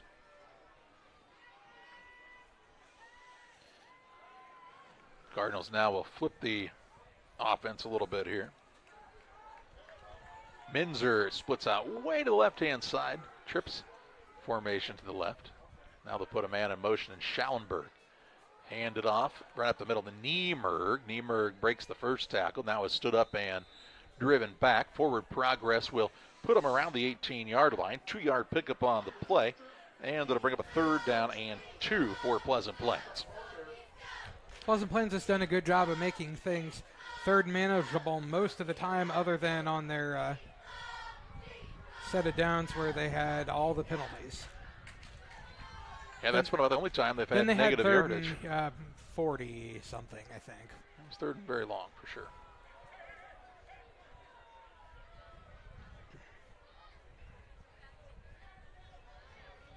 Five seconds on the play clock. Metcalf fakes the handoff, looks for a slant. Had Scott hit him in the hands, maybe a little low. Incomplete. It's 4th and 2. It's probably the right route to go to, but yeah, I would agree. Probably just a little low on the throw. Trying to hit him with that quick slant. I like the route. That was a good route. Not something you see a lot in high school. Or we haven't seen a lot of this year anyway. Usually what you'll notice in high school football, the middle of the field is open. A lot of times. Those linebackers really try to make some plays. As Nieberg now is going to be tackled in the backfield. Speaking of linebackers, the Sockies are able to fill that time. Moore in on the stop. Tackles him at the 21-yard line. A loss of 3, and that'll be a 1st and 10 for Pittsfield with 6:16 to play in the first half. Sockies will have it 1st and 10 from their own 21-yard line, looking to get some traction on the offensive side, trailing 13-0.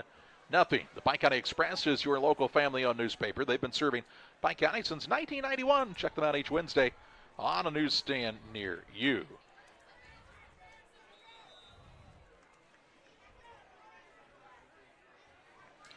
First and 10 as Anderson stands in the shotgun.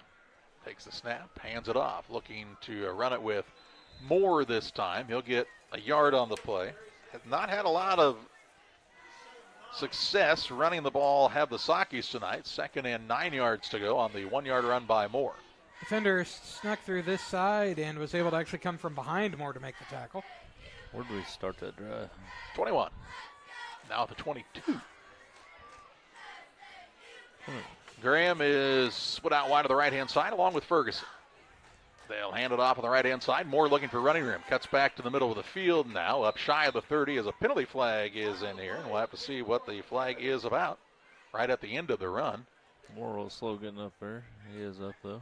Up at about the 28-yard line, and the flag is a face mask against the Cardinals. That'll be a 15-yard penalty? Looks like just a 5-yard penalty up to the 34-yard line. Either way, it will result in a Pittsfield first down. So how many yards did Moore get there, Charlie? Well, Moore picked up, to the 29, so 7 yards on the play. And then the 5-yard penalty on top of that, a 1st and 10 for the Sockies from the 34. Clock stopped with the defensive penalty. Trips right. 2 receivers to the left in the naked backfield for the sophomore quarterback, Cody Anderson. He'll put Graham in motion now. Will give it off to him, looking for running room along the right-hand side of the jet sweep. Going to break a couple of tackles. Graham still fighting hard out there. And is taken down after a short gain to the 36-yard line. 2-yard pickup on the play. 2nd down and 8 for Pittsfield. Hey, check out our friends at Bowlers Universe in Pittsfield. They're open Monday through Thursday, 11 a.m. to 10 p.m. Fridays, 11 to midnight. Saturdays, 4 to midnight. Great food, fun times, bowling with your friends as well at Bowlers Universe in Pittsfield. 2nd down and 8 for Pittsfield. Anderson puts Graham in motion. He'll give it to him on the end around, back to the left side this time. Graham a little stutter step, makes a man miss. Gets up near the 41-yard line. 5-yard pickup, they'll say, on that. And this will bring up a 3rd down and 3. Sockies have 1 timeout remaining for the half. 3rd down and 3 with 4:20 and counting from their own 41-yard line. Got to pick this up if you're Pittsfield. Anderson tries to draw the Cardinals off sides. Nobody budges. Now looks to the sideline for the play call. Still 11 seconds on the play clock. Moves the running back to his right. Hands it off to the running back, Otker. A lot of congestion right up the middle. And he did not get it up to the 43 with forward progress. 2-yard pickup, going to be at least a yard short here. So 4th and a yard to go from the 43-yard line. Yeah, it looks like 4th and at least a solid yard. Move the box. Why is the box not moved? The man hadn't gone over to that side yet. It's 4th and a yard. All right. Sockies still in the shotgun here.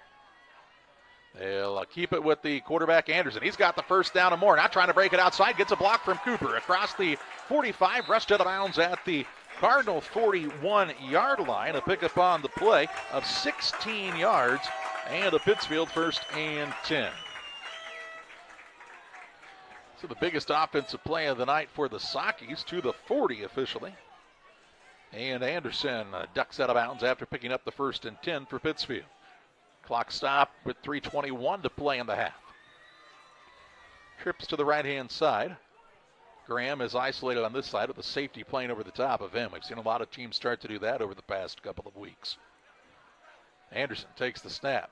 Looks for the ball handoff. That's to Otker. Otker gets some running room on the right-hand side. Now is met as he tried to get outside to around the 37-yard line. 3-yard pickup on the play. 2nd down and 7. Pretty good burst of speed from Walker right there as he tried to turn the corner. Tried to make one too many moves there. Maybe just turn and run straight up the field there, but was going to run into resistance either way. 2nd down, 7 yards to go. Otker still the running back to the right of Anderson. Anderson calls for the snap. Hands it off to Otker, looking for running room. Gets inside the 35 and then pushed back officially to the 34-yard line. 3-yard pickup on the play. And it's 3rd down and 4. 4-down territory for the Sockies from the Cardinal 34-yard line now. 2:40 and counting. This drive started at their own 21-yard line. Anderson is back to pass. Looking to his left, has Cooper out in the flats, hits him in the hands, and incomplete. 4th down. Good ball right on him, and he was the only man in the vicinity. But as it is, it's a drop, and it's 4th and 4.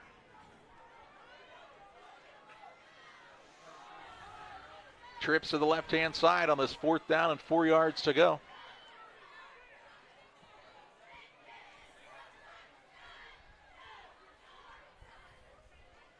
Anderson parks out the signals, takes the snap, back to pass. Clean pocket. Now he's flushed out a bit, goes to his left, hit as he throws, and it's incomplete, and the Sockies will turn it over on downs here. Turnover on downs with 2:24 to play in the half, and the Cardinals will take over from their own 34-yard line. Sockies had the play to pick up the 1st down, just not able to convert on 3rd down. And then on 4th, as you'll see on the Northwestern Mutual instant replay, a pocket that closes up quickly. As Anderson went out to the left, and the running back Otker did all he could to hold that big defensive lineman off as long as he could, but eventually able to break through and get the pressure on Anderson. So here come the Cardinals, 1st and 10. They've got all 3 timeouts, 2:24 to play in the half. Metcalf, little shoulder shimmy. He's going to throw toward the sideline, diving play. And we've got a catch out here as Grady Grisham dives backwards to get it to the 41-yard line. 7-yard pickup on the play on 1st down. 2nd and 3 for Pleasant Plains. Still got Owen.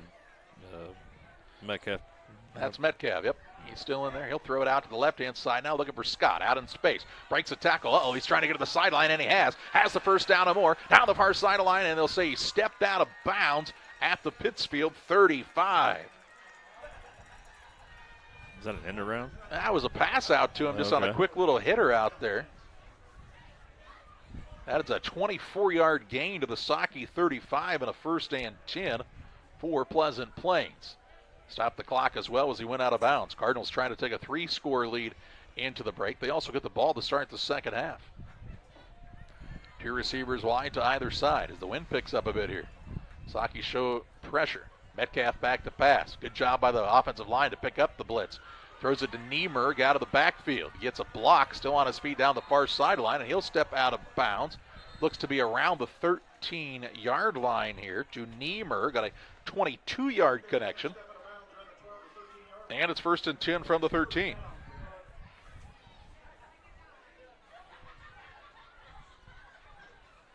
Pleasant Plains wasting no time here. They started it with 2:24 to play. They said we got 3 timeouts. We don't need those. Yeah, 40 seconds later, they're all the way down to the Socky 13. Started at their own 34. Metcalf keeping this offense moving. Stands tall in the pocket, throws down the middle of the field, and incomplete. Didn't have anything there, so just threw it away. Smart play by the young sophomore. Brings up a 2nd down and 10. Owen Metcalf, 5'9", 160 pounds. Honestly, would have guessed he was a little taller than that the way he stands out there. A few miscues on that first drive, but that might have just been different cadence, different, Yeah. Although he's standing next to Niemerg, who they only listed 5'5", that's probably why he looks a little bit taller there. Niemerg's done a good job, though, out of the backfield. Both running it and had a big catch on this drive as well. 2nd and 10 after the incompletion. They'll give it off to Niemerg, looking for running room on the right-hand side. Waits for the blocks to set up. Now cuts back to the middle. Tripped up, taken down near the 5-yard line. An 8-yard pickup on the play. And it'll bring up a 3rd down and 2. Cardinals can still pick up a 1st down without having to get the touchdown. Metcalf quick to the line. Hands it off to Niemerg. Niemerg cuts back, and he is in for the touchdown. 1:17 to play in the half. And the Cardinals quick to the line that time and get the touchdown. I was questioning the same thing that gentleman was questioning. I don't think anywhere close to half their offense was set. As it is, a 5-yard run by Niemerg with 1:17 to play in the half. Makes it a 19-0 Plains lead. They'll go for 2 here now to try to make up for the missed extra point. Metcalf will keep it himself, has all kinds of blocking out in front, and he will be in for the 2-point conversion. Cardinals take the 21-0 lead, 1:17 to play in the half. It's Pleasant Plains on top on this run by Niemerg.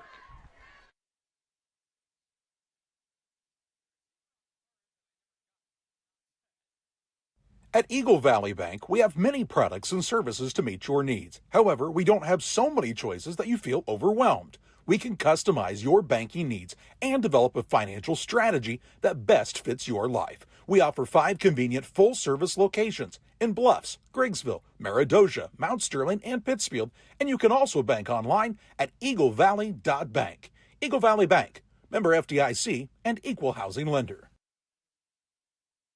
Come buy American-made vehicles right here at Westtown Ford in Jacksonville, Illinois. With new tax laws, you're allowed to deduct your interest paid on vehicles built in the great U.S. of A. So come see Vicki Lawfrey and my friend Corey Greinke at Westtown Ford in Jacksonville.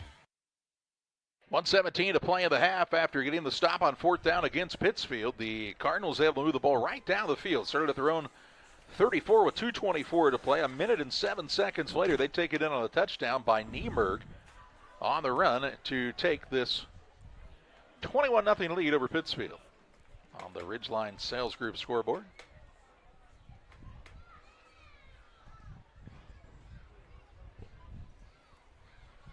Allie Schoen has it teed up ready to kick it deep for the Cardinals. Ferguson has crept up all the way to about the 25-yard line here. Schoen will kick this one, kind of a line drive kick towards Cooper. Just died there. He'll pick it up off the turf here. Looking for running room and didn't find much. Not Gonna there. be tackled at the 30-yard line. And that's where the Sockies will have it 1st and 10 with 1:16 to play in the half. Just one timeout left from the 30. Maybe even the 30.5-yard line. We don't do halves. We don't do halves. We'll call it the 30. It's like when I'm figuring overtime. I don't do halves. That's right. I don't like to do odds. Trips left here as Anderson is in the shotgun. Plains with all 3 timeouts, so he might use those depending on how things go here. Try to get the ball back and get another quick score. Sockies put Otker out in motion. They'll throw it to him out of the backfield. He will break a tackle on a stiff arm, still on his feet, and gets out of bounds. Looks like near the 35-yard line. A pick up of 5 yards on the play. And a 2nd and 5. Call it 2nd and 6 possibly here. It's 5. I wrote it down already. We have 1:09 to play in the half. Anderson in the shotgun. Back to pass. Looking left the entire time. Looking downfield for Jonas Anderson, and it's incomplete. 3rd down. So Jonas Anderson checking in as a wide receiver spot, isolated on this side. Usually when you see the ISO, it's Graham out there by himself. This time it was Anderson on the near side of the field. Incomplete. Stops the clock. Doesn't force the Cardinals to use any of their timeouts either, so an incompletion here, and Pleasant Plains sitting kind of pretty. Anderson will look to run this time to the right-hand side. Gets it up near the 41-yard line, going to be near the sticks here. Looks like they're marking him just a little bit short. Let's see what they say. Timeout Pleasant Plains. It's going to be 4th and a yard to go. As he picked up 5, needed 6. Gives us an opportunity to remind you about McCartney Storage, located on the north end of Pittsfield. McCartney Storage, a great place to store your boats, RVs, extra vehicles, and more. With affordable monthly rates, there's no reason to look anywhere else. Call McCartney Storage, 217-248-0011. Timeout sponsored by Adams Fiber, the hometown favorite for blazing fast internet, whether it's game day or every day. Adams Fiber keeps you connected with the speed and reliability you need. Visit adams.net or call or text 217-214-3423 to join the winning team. Cardinals called the timeout. They have 2 remaining. Pittsfield has it 4th and 1 from their own 41-yard line. And with a decision to make here for head coach Dalton Barnes. Do you go for it? Chance giving Plains a short field with 2 timeouts, already up 3 scores? I think I would. That's what they're going to do here, it appears. They've got Marable offset in the backfield along with Jay Kotker. They'll keep it with the quarterback Anderson. He'll get just enough for the first down to the 43-yard line. And that'll be a 1st and 10 for Pittsfield on the 2-yard gain. Clock moving here with 53.9 seconds to play in the half. Should be moving anyway. He winds it. He's trying to get it moving. And it still hasn't moved. Back to pass is Anderson. Looking downfield for Jonas Anderson. It's too high.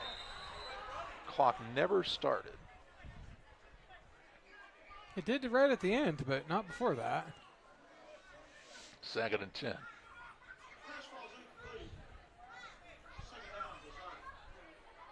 .6 seconds to play. I think they'll take a little time off the clock here.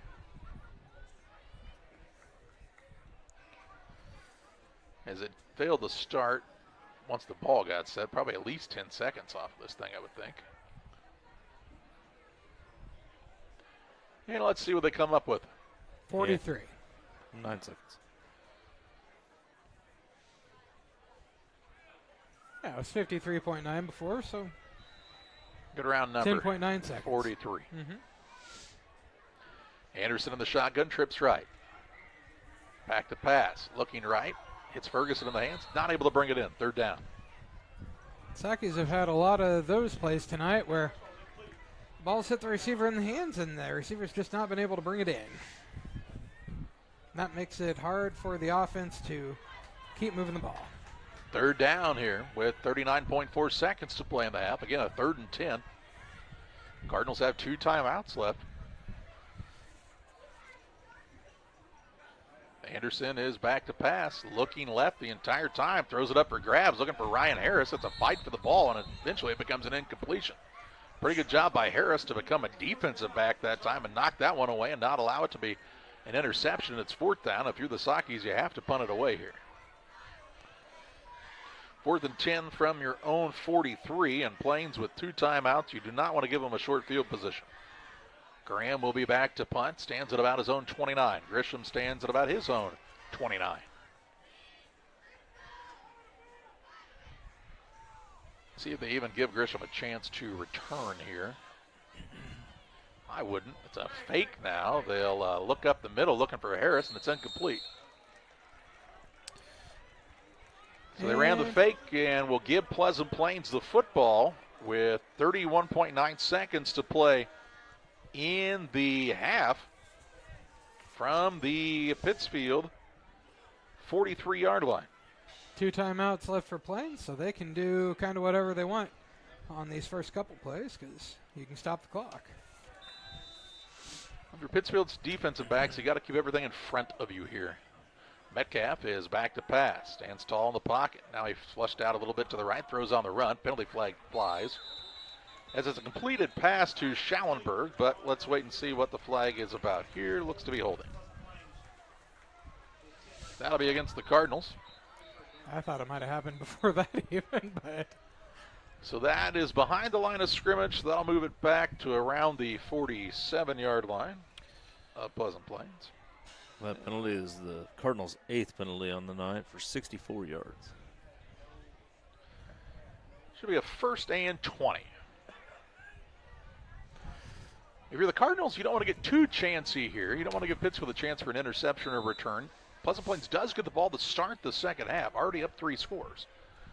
Metcalf is back to pass. Now has some pressure, steps up to avoid it, throws down the middle of the field, and it's intercepted by Taylor Graham. Graham on his feet down the far sideline, gets a block out in front. Now runs off to the races. There goes Taylor Graham to the house for the Sockies. And as we said, you don't necessarily want to throw it up for grabs and give the Sockies a chance, but they did just that, and Taylor Graham did the rest. About a 70-yard touchdown return on the interception for Graham, and makes it 21-6. Metcalf was also very slow getting up after the play, He took a shot at the end of that. On the Ridgeline Sales Group scoreboard, Graham with a big run back. He'll be the holder now on the extra point attempt here by Marable. Thank you. Thank you. Thank you. As here's Harris coming into the game late on the extra point try. Needs another blocker on that right-hand side as this formation. Marable will be the kicker for the Sockies. The hold is down. The kick by Marable is up. It's high enough. It looks to be good. And it is. Taylor Graham with a big defensive play for Pittsfield. 9 seconds to play in the half. As Graham picks it off, back at the 30-yard line, takes it 70 yards for the score, and Pittsfield's on the board, trailing 21-7.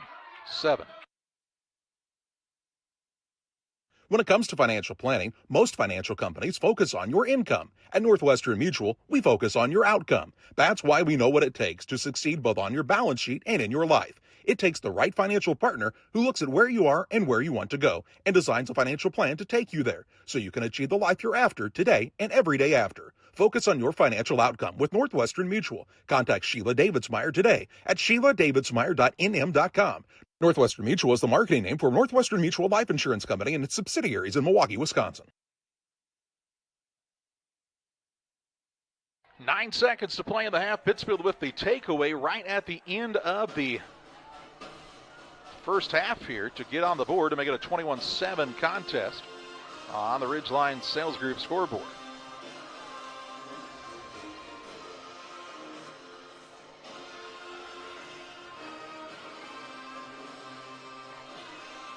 Marable will have it teed up, ready to kick this one for Pittsfield. See if they give the Cardinals much of a chance for a return here. Squib kick, maybe burn some time. He'll squib kick it, maybe to burn some time. Man, we'll have a chance to return it. Appears to be Scott, isn't it? Oh, he's got some running room out in front. There's a penalty flag that flies. Scott's down the sideline to the 20, 15-10. He'll take it all the way back, but there's a flag on the field here. It's going to be a hold against the Cardinals back at the 35-yard line. So that will negate the terrific run back here by Scott and a big break for Pittsfield, as holding is the call on the Cardinals. Back here at about the 35. Yep. And they'll bring it all the way back. And then walk 10 yards off. Oh. Perry said, I am not going all the way to the other end. I will wait here. I saw that flag get thrown. I didn't need to run from here. After that, I went, okay, I'm going to be right here. Holding it. It should be the end of the half. Yeah. Offensive penalty should just be the end of the half. Yeah, end the half. Offensive penalty should be the end of the half here. Defense would have to run an untimed down. Offense, it should be the end of the half. Come on, boys. It is the... It doesn't matter where the flag is, guys. It should be the end of the half. This is going to get botched. Why are they talking about re-kicking? No, they're not going to re-kick. That's what Pittsfield's lined up to do. What? Why would you re-kick? I have no idea. I agree. Holding, not. You're going to walk it off 10 yards, and then the half ends.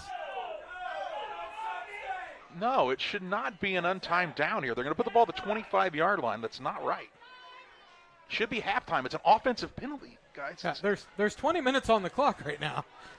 They're going to say it's an untimed down, but it should not be. This play should not be happening. No. Now the referees are going to get together and talk about it again as Pittsfield now wants to call a timeout, and they will on the Adams Fiber timeout.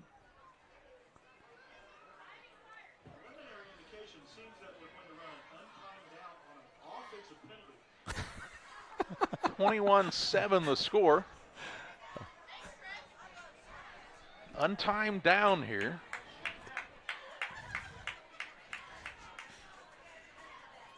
We have the striped shirts. You will do what we say. Fellas, pull your phones out and look it up. Okay, it was an offensive penalty. Oh, boy. That's Dr. Google. The AI will get it for you in plenty of time. Promise. I think they're Gemini says. Now they're going to get together and say, we talked about it. But we agree with you, actually, Coach. We think that it's over, but. No, I don't know what they're going to say. We're going to run a play. Wow. They're going to say it's because it was on a return? I really don't believe this is correct. No. Are we going to walk off further? No, we were exchanging the ball. Switching balls. All right. That ball's dirty. All right. Okay. Make sure you have the right balls on the field, and here we go. 21-7. Cardinals with an untimed down. You get rewarded with an extra play because you got a penalty. That makes sense. They'll try an inside handoff to Grisham with blockers out in front. Sakis will get him on the ground after a gain up to the 34-yard line. Looks like there's no penalty flags on the field this time, and we will head to halftime. And the Little Jess Motors halftime show after the 9-yard gain on the untimed down. We head to the break. We're back with halftime stats and more next on Central Illinois Sports. Here at Little Jess, we value hard work, dedication, integrity, and leadership. We have a respect for heritage and tradition and believe in the pursuit of building legacies, breaking records, and putting forth award-winning results. That's why supporting schools and local teams is one of our favorite and most exciting parts of our business. For over 7 decades, we strive daily to use those same values as a foundation to meet our community's automotive needs and support our future generations. Little Jess Motors, serving our community since 1969. At Blessing Health, our pediatrics team is with you and your family in the moments that matter most. From first steps to growing up healthy and strong, supporting their passions as their biggest cheerleader, and guiding them towards their dreams. Blessing Health, with you every step of the way. Visit us at blessinghealth.org to learn more and schedule an appointment today. One size fits all. That may be all right for an adjustable belt or cheap sunglasses, but when it comes to your financial needs, no one wants a one-size-fits-all strategy. Derek Harris is your Pike and Adams County area Edward Jones financial advisor. Derek Harris's most important goals are yours. That's why Derek will take the time to understand your needs so he can recommend personalized strategies with your goals in mind. Contact Derek Harris today at 217-222-7173. Knowing you, that's how Edward Jones makes sense of investing. Member SIPC. I have to speak to you about something that is concerning me. Heard you and your mother talking about this Arlo fella. You're dating someone? Yeah. Dad, Arlo's the name of the new security cameras that we got from our service provider. Arlo's not a boy. Oh, boy. Ah, not a boy. Apparently, we just learned that it's a camera named after a boy. Why don't you name it Peter? At Logan Agri-Service, we understand your success starts from the ground up. That's why we've been your trusted partner in agriculture since 1962. From top quality seed and cover crops to fertilizer, crop protection chemicals, and petroleum products, we have you covered. At Logan Ag, we take pride in providing you quality products at competitive prices with service that exceeds expectations. Call us today at 1-800-LOGAN-AG or visit loganag.com. Welcome back on the Little Jess Motors halftime show. A 21-7 lead for the Pleasant Plains Cardinals on top of the Pittsfield Sakis at the halftime break. Little Jess Chrysler, Dodge, Jeep, and Ram, 3431 Main Street in Quincy, Illinois, the place to go for your next vehicle purchase. Their staff is committed to making the car buying process simple, ensuring each customer's needs are satisfied. Learn more at littlejessmotor.com or stop by and see them right across from Quincy High School. Well, the Cardinals got on the board first with a 4:41 mark of the first quarter. A 2-yard run by Xander Smith. The kick after by Allie Schoen was good to make it 7-0. Then with 23 ticks to play in the first, a 7-yard run by Zach Wilson. 2-point try was no good, and the Cardinals led 13-0 after a quarter. Then with 1:17 to play in the second, a 5-yard run by Niemerg. The 2-point run by Niemerg was good to extend the lead to 21-7. The Sockies got their lone score on the interception return by Taylor Graham, a 70-yard return with 9 seconds to play in the half. The kick by Marable was good, and that's how we arrive at this 21-7 halftime score. On the Little Jess Motors halftime show, we'll step aside. Justin's back with the rest of your halftime stats next on Central Illinois Sports. Saki Car and Pet Wash in Pittsfield and Wildcat Car Wash in Barry keep your ride and even your pets looking their best while enjoying the easiest, most rewarding wash experience around, all while supporting your locally owned car washes. With the Touch4 Wash app now available for use at both locations, you can earn points towards free washes, unlock discounts, and pay and start your wash right from your phone. Plus, we've upgraded with our new chemicals to give you the best clean and shine yet. Follow us on Facebook to stay updated on specials and promotions. Wash smarter, shine brighter, choose Saki Car and Pet Wash in Pittsfield or Wildcat Car Wash in Barry today. Cedar Lake Campground has been owned and operated by the Kramberg family for over 50 years. Located off of Highway 24 between Coatesburg and Camp Point, Cedar Lake Campground is a quiet family campground that you're sure to enjoy. With 60 RV spots with water and electric and our 5-acre lake, it's a perfect spot for a weekend spent fishing, spending time with family, and enjoying the great outdoors. Find out more about Cedar Lake Campground on Facebook or call 217-455-4602. Here in Pittsfield, we're focused on maintaining a healthy, diverse economic base to increase opportunities for our residents. Economic factors greatly affect a community's overall potential, and we strive to continue our prosperous culture. The availability of both commercial and industrial employment centers and new lucrative entrepreneurship opportunities are major assets for growth and development here in Pittsfield. In addition to providing employment and income to people, Pittsfield also boasts several tax incentive districts to further facilitate economic growth. Examples of growth and success can be seen throughout Pittsfield. Pittsfield is located within Pike County and widely known for the abundance of white-tailed deer, and is also home to companies that have capitalized from the region's natural resources. Located over on Madison Street, Whitetail Properties is a major local and international employer that truly embodies the local and economic spirit of Pittsfield. State-of-the-art communications and telecommuting are available here. Be sure to catch their televised series throughout the week on the Sportsman Channel. Come grow and be a part of something great in Pittsfield, Illinois. Back at the Little Jess Motors halftime show, a 21-7 lead for Pleasant Plains on top of Pittsfield at the break. Halftime stats brought to you by Reels Concrete, located just north of Pittsfield, across from the airport. Your local headquarters for concrete lawn ornaments, statues, fountains, benches, outdoor wall hangings, and much, much more. Stop by and see the Real family at Reels, 217-285-5013. Cardinals have the 21-7 lead. Justin Forrest got a look at your halftime stats. Pleasant Plains Cardinals have had 13 first downs in the first half. Leading rusher is Xander Smith, number 4, who had 10 carries for 39 yards. Number 44, Carson Niemerg, had 9 carries for 22 yards. Number 2, Grady Grisham, had 3 carries for 27 yards. Number 24, Zachary Wilson, had 1 carry for 8 yards. And number 3, Nolan Scott, had 1 carry for 6 yards. Passing, or total 101 yards on 23 carries for the Cardinals. Passing, they had 114 yards on 10 receptions and 13 attempts. Xander Smith threw the ball 4 times for 43 yards, and Owen Metcalf, number 6, came in relief of the injured Smith and threw 9 times for 71 yards. Leading receivers are Grady Grisham, had 25 yards on 4 targets. Nolan Scott had 46 yards on 5 targets. Griffin Schallenberg had 1 target for 15 yards, and Carson Niemerg had 2 targets for 28 yards. They were penalized 8 times for 64 yards and had 1 turnover, the pick 6 that ended the half there. Pittsfield Sockies had 4 first downs in the first half. Rushing, they had 34 yards. That's not right, 54 yards. 54 yards on 17 carries. Can't read my own handwriting. Leading rushers were number 18, Cody Anderson, had 24 yards. Number 5, Jake Odker, had 14 yards on 6 carries. Nick Merriman had a carry for a yard.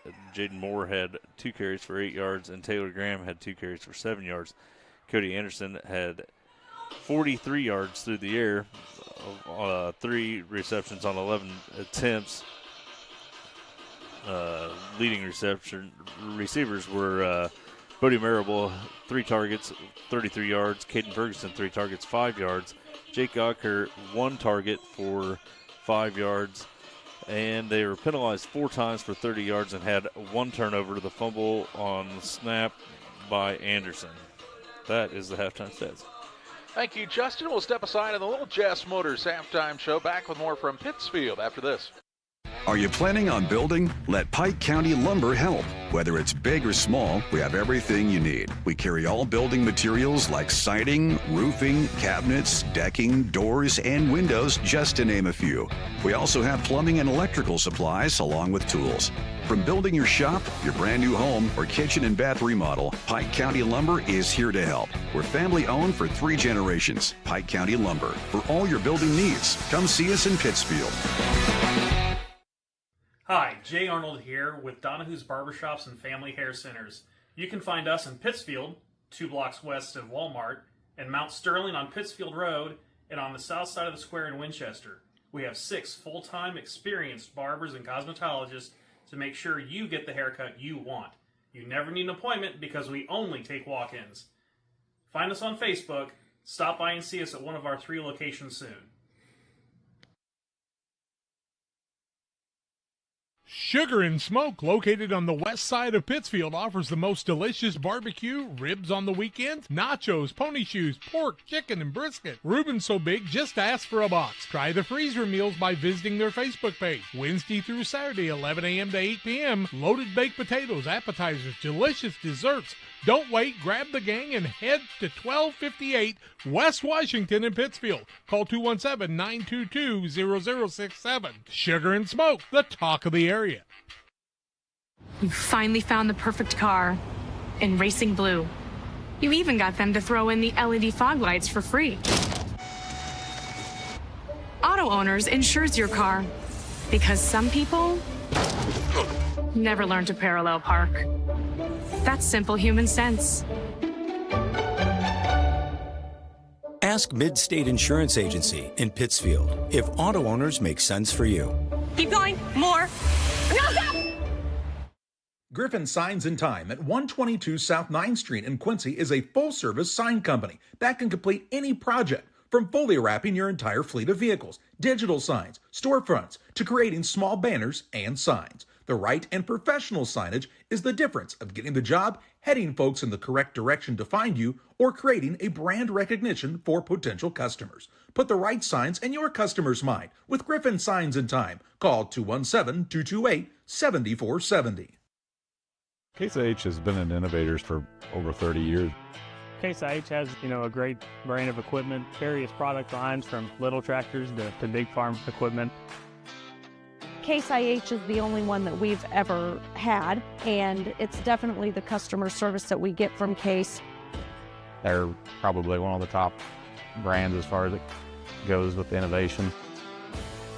Keeps growing our business as well, and we have great products and people behind it.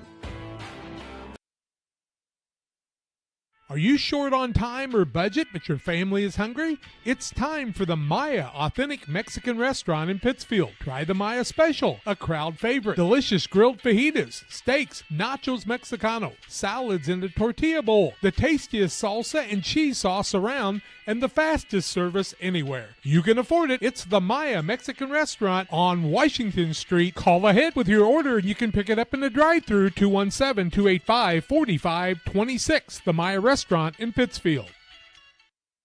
Shireman Memorials has been serving the area since 2014 with local and affordable memorial and specialty items production. Jason Shireman has over 20 years of experience and is committed to providing his customers with the best experience. With expertise in sandblasting, carving, etching, and design, you will be dealing with someone who has the knowledge and experience to make a memorial your family can be proud of for generations. You'll find Shireman Memorials at 1135 West Washington Street in Pittsfield and online at shiremanmemorials.com. Every day, banks touch every corner of our lives. They support us when we turn life's goals into accomplishments. Goals like opening a small business, buying a home, planting a crop, having a baby. From your first car to life after retirement, Central State Bank is there for all of your life's milestones. CSB is central to your banking needs. Visit us in Clayton, Kinderhook, Pittsfield, Pleasant Hill, and Quincy, or at csb123.com. Central State Bank wishes all of the teams well on the hardwood this week.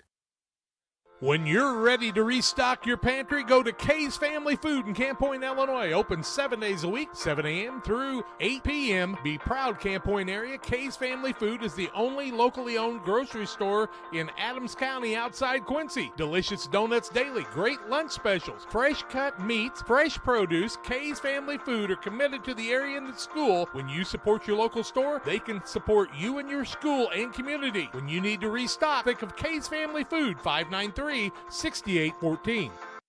Exmark mowers are at B&B Livestock Supply and Trailers. American-made precision and power, backed by B&B's unmatched service.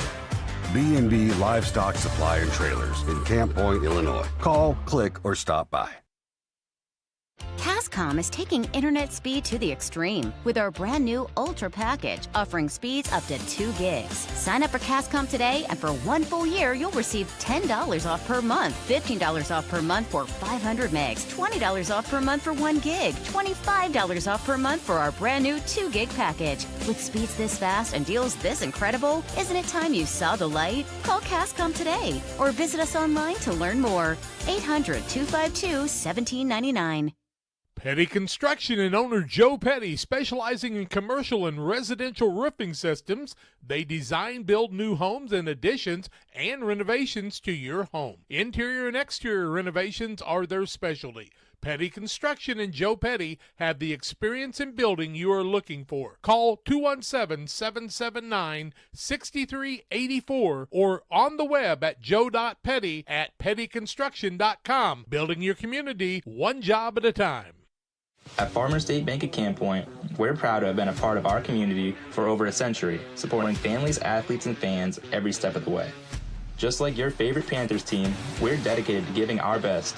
With over 100 banks and ATMs throughout the area, we're here to help you on and off the field, no matter where the game takes you. So whether you're cheering in the stands, traveling to the next big game, or just supporting your community, trust Farmers State Bank of Camp Point to be with you all the way. Farmers State Bank of Camp Point, where tradition meets hometown pride. Welcome back on the Little Jess Motors halftime show. 21-7 the lead at the break for Pleasant Plains on top of the Sockies here. Taking a look at some other scores as we can from around the area, around the state of Illinois. Athens 18, Porta 8, just into the third quarter of that contest. We can also tell you at halftime, Brown County's up 43-0 in their contest against Beardstown, I believe, their opponent this week. Monmouth Roseville leading Spring Valley Hall 39-6 in the third quarter. Olympia on top of Maroa Forsyth at halftime, 28-22, and a little bit of a surprise there. You find yourself surprised with that score? I do, just a bit. Just a bit. Quincy Notre Dame leads Jacksonville 14-0 at the halftime break. Can also tell you that Rochester leads MacArthur 21-7 late in the first half of their contest. 32-3 is the halftime lead for Camp Point Central on top of Route. At Minden, it's Triopia 6, Minden Unity Payson 0 at the break. SHG leads Springfield High 28-13 at halftime. Greenfield Northwestern on top of West Central, 21-0 near the end of the first half of play. Joliet Catholic and Mount Carmel are knotted up at 7 after a single period. What do we got going on here, John? The Dr. Pepper Challenge, but the clocks did not start, so I think they're going to have unlimited time right now. Goodness. Oh, no, it's a scoreboard, not a clock. Oh, well, that's why they haven't started. There you go. Yeah, I know. Tied up at 1s. Do we have any idea who we have throwing here? No idea. No, bad form on both. Well, no. Is it a challenge between the two? It's a challenge between the two, I believe, yeah. The white jersey has gone to, it was. Tied at 2. Is that Scott Bacon on the right-hand side? I believe it is. Well, it might be Scott Bacon. Scott Bacon, and I can't tell who the student is. Hammer? Oh, now they're going to do a restart here, maybe. Because they were tied at 2. With this type of athleticism, Bacon considers himself an athlete, I believe. It is hard to believe that he did not go pro. It's also inherently clear of why he's the basketball coach, not the football coach. 21-7, the lead of the break here for Pleasant Plains on top of Pittsfield. That was something. Anyway, we'll step aside on the Little Jess Motors halftime show. Back with you on the other side of this timeout. For nearly 40 years, the Niebuhr Funeral Home has been serving our area with professionalism and compassion. This is our business, our hometown. You can be assured we take great personal pride in serving your family in your time of loss. We're locally owned. We're your friends and neighbors. We care about you and your family. Niebuhr Funeral Home, with locations in Pittsfield and Barry, serving our community with compassion and respect. Stotzi Automotive and Tire, located at 201 Adams Street in Camp Point, Illinois, is your local automotive repair shop. Whether you need an oil change, brake job, alignment, engine repair, or new tires, Stotzi Automotive is here with honest and competitive pricing. Call Reagan and his team today to schedule your appointment. 217-740-5010. That's 217-740-5010 for Stotzi Automotive and Tire. Helena Agri, Camp Point, Illinois, is a proud sponsor of the broadcast of Central Illinois Athletics. For all your seed, fertilizer, and chemical needs, the experts at Helena Agri, Brian Obert, Dustin Roskamp, and Matt Hughes, are the guys to call. Let them show you the best seed, fertilizer, and ag chemicals to make your farming operation a success. Call 217-593-7761. That's 593-7761 for Helena Agri of Camp Point. Game Masters has moved into our new Broadway location. We carry clothing brands like Cool Workwear, First Light, Meat Eater, Southern Point, Dive Bomb, along with your favorites like Sitka, Drake, and Mossy Oak. We still have our large selection of guns, ammo, safes, archery, and fishing gear, but now offer more cabin decor and gifts. Game Masters, now at 5100 Broadway in Quincy. We're passionate about the outdoors. At Geared Up, we specialize in offering a diverse range of apparel, spirit wear for your favorite team, caps, custom embroidery items, and a whole lot more. We offer top-notch quality products and unique designs, all with a customer-centric approach. Your satisfaction is our top priority. Whether you're planning for a big event, needing apparel to support your favorite team, or want to showcase your business with a variety of products, Geared Up is here to make it happen. You'll find us just off the square in Pittsfield at WeGearYouUp.com or by calling 217-407-4515. Windows and entryways are one of the most accessible ways to enhance the security and visual appeal of your home or business. Pike County Glass takes immense pride in our role of making our community a beautiful place to live. We make sure to design and install with your needs at the forefront of our mind. After all, no great service is worth doing if your customers aren't satisfied. Pike County Glass promises to create the products that you've always wanted to have for your property. Call Pike County Glass, 217-285-4275, or visit PikeCountyGlass.com. Like a good neighbor, State Farm is there. You've heard that phrase many times. And Rod Prentice in Pittsfield, your State Farm agent, is the guy you can count on to be your friend and neighbor in the insurance business. He has a complete line of insurance available for you from State Farm Insurance. You can reach him at 217-285-6930. Our family trusts Rod Prentice with all of our insurance needs. Stop by their office on Washington Street and see the girls. And Rod Prentice, your State Farm agent, 217-285-6930.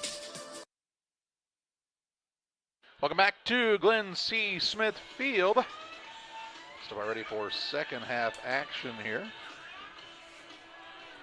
Pleasant Plains on top of the Sockies, 21-7. Pittsfield will have it teed up ready to kick it off. Graham will be the man to kick it for Pittsfield. As we're about ready to get back to live action, glad you're with us tonight on Central Illinois Sports.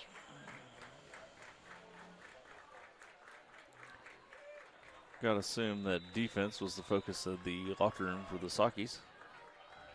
Graham will kick a little pooch kick towards the right side of the formation. Going to be taken by the Cardinals up to about the 50-yard line. Looks like that was J.D. Walter on the return, I believe. Or was it number 12, Lachlan Minzer? Lachlan Minzer? All right, I wasn't even close. All right, at the 50-yard line, we'll call it either way. And first and 10 with 11:55 to play here in the third. Cardinals with Owen Metcalf as a signal caller. Glad to see he's healthy after that big hit he took right before half. They'll hand it off to Niemerg, makes a man miss in the backfield, and now is taken down to the Pittsfield 47-yard line. Gain of 3 on the play. Second down and 7 for the Cardinals. Plains has had some of these longer methodical drives. Gave up the only score of the half on that pick 6 by Graham with 9 seconds to play in the first.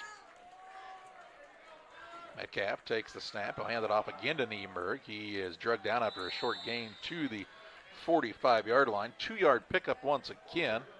And it's third down and 5 for the Cardinals now. So 3rd and 5.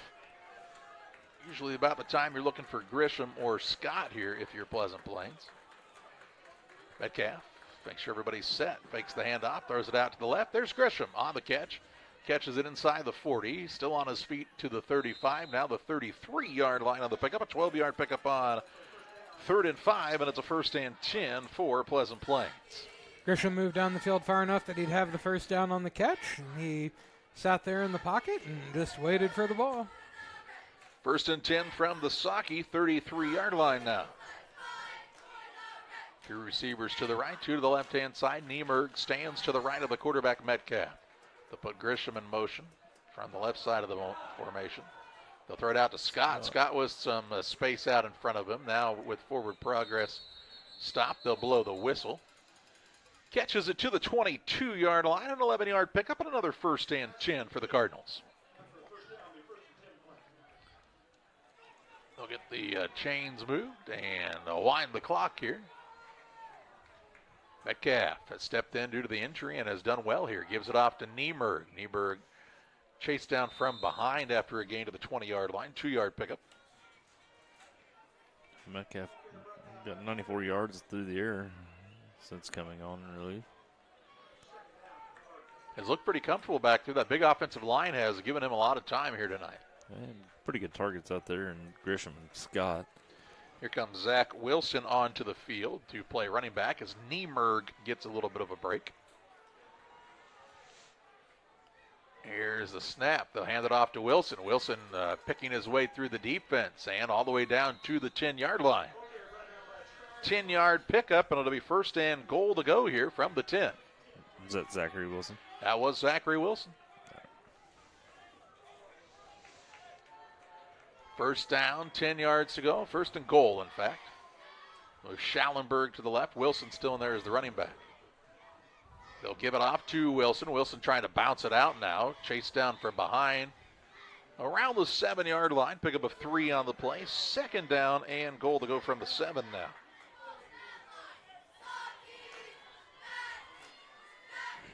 Cade Perry, it looked like the man that chased him down from behind. Cardinals trying to execute on this first drive of the second half. Play clocks are turned off. Not sure what happened there.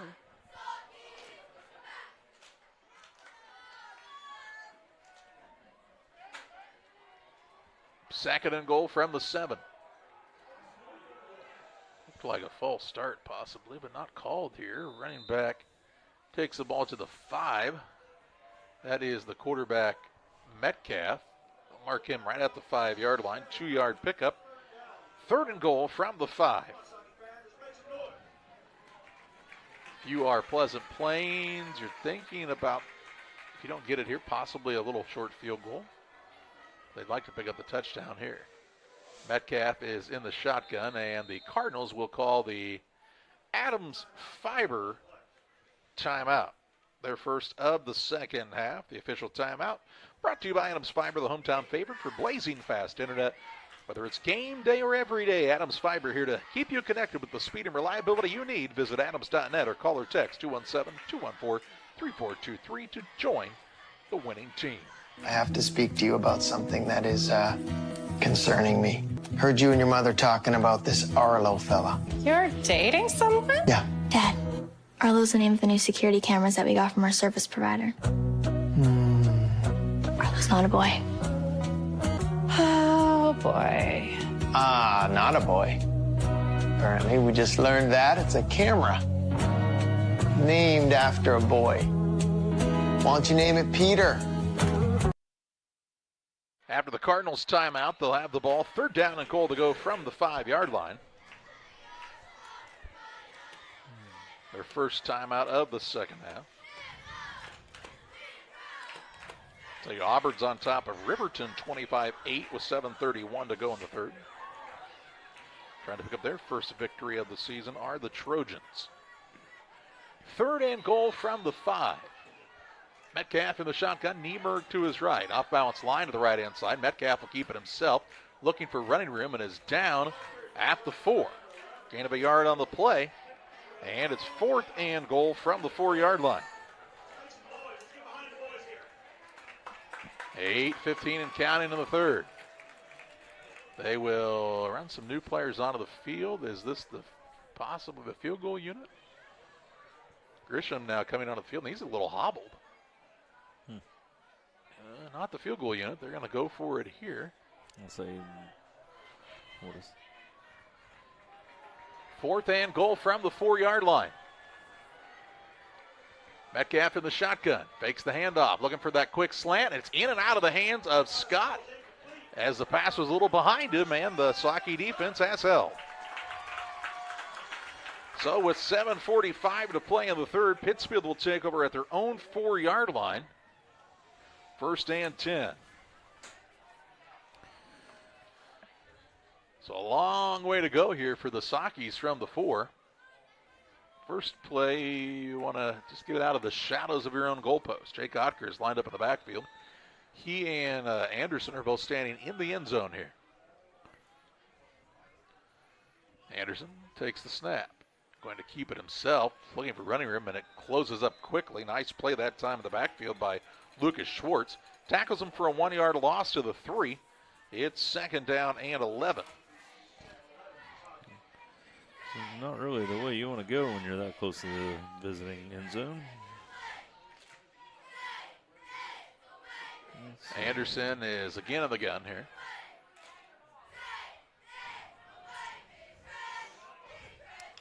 And Pittsfield's cheerleaders are cheering against them now. Take it away. Anderson again will keep it. He'll get a little running room this time, trying to push the pile or the Saukeys out near the 7-yard line. A 4-yard pickup on the play. It'll bring up a 3rd down and around 7 yards to go. 3rd down and 7 with under 7 minutes to play in the 3rd. On the Ridgeline Sales Group scoreboard, 21-7 is the Plains lead. Saukeys with 4 receivers out to the right-hand side. A single man to the left is Taylor Graham. Anderson is in the backfield by himself here. On this 3rd down and 7. Anderson is back to pass. Has pressure from the blind side. Steps up in the pocket. Going to try to keep it on the run here. Trying to still fight for yardage and tough yards. Gets to the 10. 3-yard pickup needed 7, and the Saukeys will be forced to punt. So 4th and 4 from their 10. Going to have to punt it away here, will Pittsfield. They started at their own 4-yard line. Just couldn't get enough yardage to pick up a fresh set of downs. It'll be Grisham to go back to return the punt. Graham stands in his own end zone right at the goal line. got to get this one away. Grisham is still kind of favoring that one leg. Good snap. Graham will roll out to his right, nearly blocked. This ball is headed toward the sideline. Grisham will catch it on a fair catch at the 39-yard line of Pittsfield, and that's where the Cardinals will take over first and 10 at the Saukey 39 with 5:40 to play in the third. LSST Trucking and 3D Leasing. For all of your trucking and hauling needs, call the Dunhams and their professional team at LSST Trucking and 3D Leasing, 217-285-2808. Cardinals take over with a fresh set of downs, first and 10. Trips to the right. Single receiver to the left-hand side. Metcalf will put Schallenberg in motion now. Fakes the handoff, looking on the quick hitter to Scott. Has it connected there. Will be taken down by Graham after the completion to the 33-yard line. 6-yard pickup on the play. It'll bring up a 2nd down and 4. Quick to the line are the Cardinals. Metcalf hands to Nieberg. Nieberg tries to bounce it outside. Chased down from behind at the 31-yard line by Jaden Moore. 2-yard pickup, and it's 3rd and 2 quickly now for Pleasant Plains. 3rd and 2 yards to go. Clock rolling here with 5:07 to play in the third. Looks like a long 2, short 3.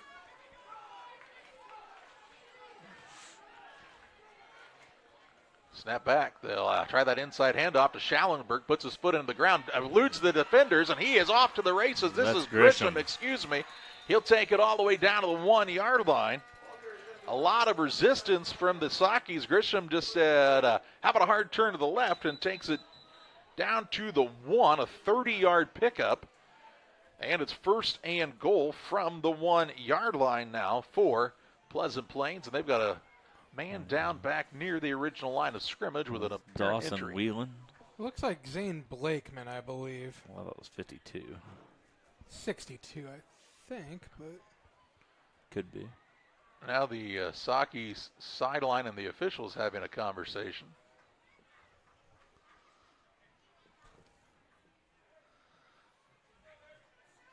That is a 6. You're right. Zane Blakeman. He's up on his own power. Good to see that. 1st and goal from the 1 here for Pleasant Plains with 4:47 to play in the third with the injury stoppage. Cardinals got all the way down to the Saukey 4 on their last drive before the drive stalled out. Trying to punch this one in and get back to that 3-score lead.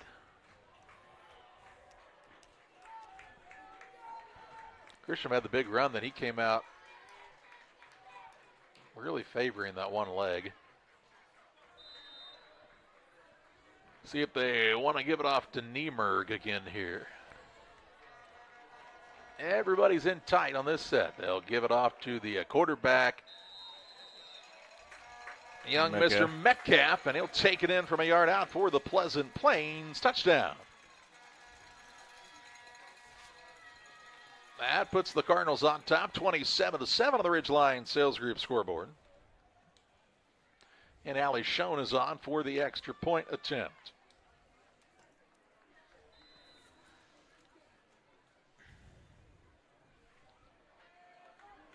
Has been good when they've gotten a good snap here. They had the one bad snap, but the other 2 times Schoen was able to kick it through the uprights. This time it is a good snap, good hold, and it is nearly blocked. It is no good as it's short. Ferguson may have gotten a hand on that to slow it down, but as it is, Pleasant Plains gets the score. 4:42 to play in the third. They lead Pittsfield 27-7. From bag to field to bin, Prairieland FS is your home for quality seed. We treat it right here at one of our local facilities, deliver it right to your farm, and then provide the propane to fuel your bins. Have confidence in what you're putting in your engine with our energy specialist. They're focused on maximizing power, fuel efficiency, and engine protection to keep you going. We're neighbors serving neighbors. Prairieland FS, your leading supplier of choice. 4:42 to play in the third, 27-7 the lead for Pleasant Plains on the Ridgeline Sales Group scoreboard after the touchdown run by sophomore quarterback Owen Metcalf. Cardinals with a 20-point advantage here with 4:42 to play in the third.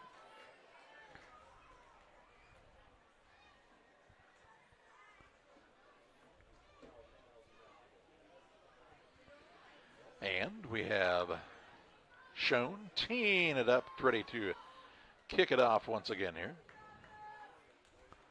for the Cardinals.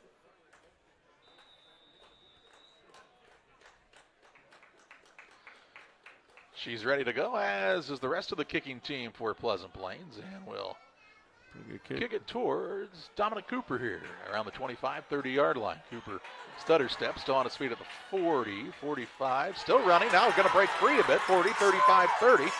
And is ridden out of bounds near the 26-yard line. Dominic Cooper with a big return all the way down to the 25, in fact, of Pleasant Plains with 4:31 to play in the third.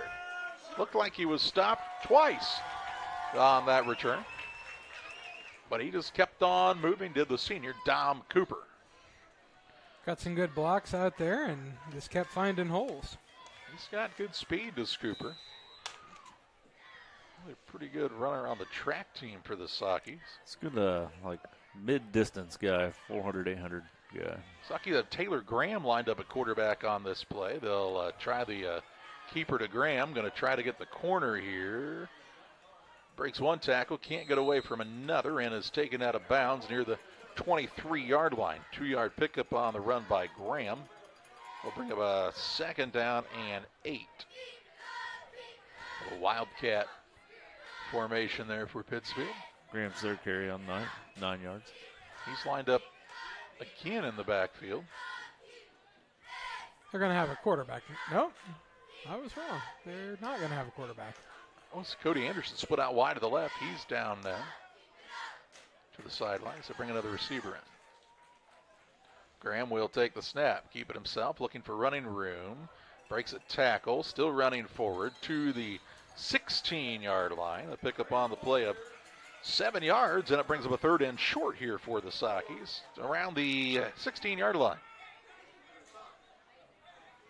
Now Cody Anderson comes in. Third and a long yard here with 3:25 and counting in the third. See what Coach Barnes and company want to go with here.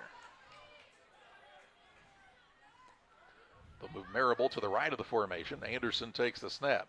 Hands it off to Otker. Has the first down and more. Keeps the legs churning. Down near the 11-yard line. Down to the 11. That'll be a 5-yard gain and a Socky 1st and 10. Let's say did he get to the 10? Is it just the stick? It is just the down marker. So a 1st and goal from the 10.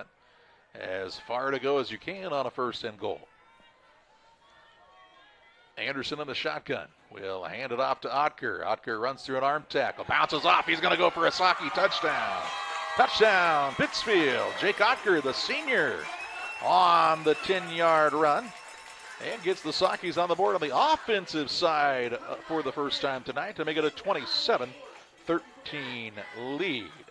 27-13 on the Ridgeline Sales Group scoreboard. And Marable on for the extra point attempt. The drive started at the 25-yard line thanks to the big return by Dom Cooper. And the Sockies capitalized quickly as Otker took it in from 10 yards out. Now we have, what are we doing here? Moving the ball to the middle of the field. Marable on trying to kick this one through for Pittsfield. Good snap, hold down, kick up. It's high enough. Is it going to get there? It is good. A high fly ball to right field gets through the uprights, and with 2:57 to play in the third, it's Pleasant Plains 27, Pittsfield 14.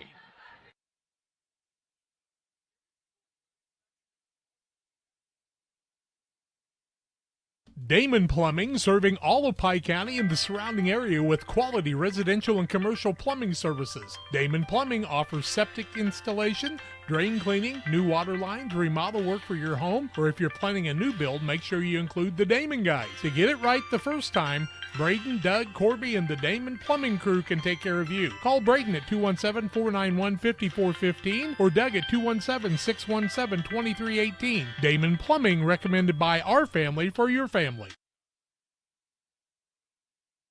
2:57 to play in the third. 27-14 the lead for Pleasant Plain. The Sakis get the score on a 10-yard run by Otker on a drive that was set up with a nice return by Dom Cooper.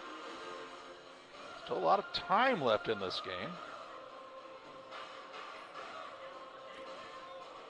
Sakis with all 3 timeouts, Pleasant Plains with 2.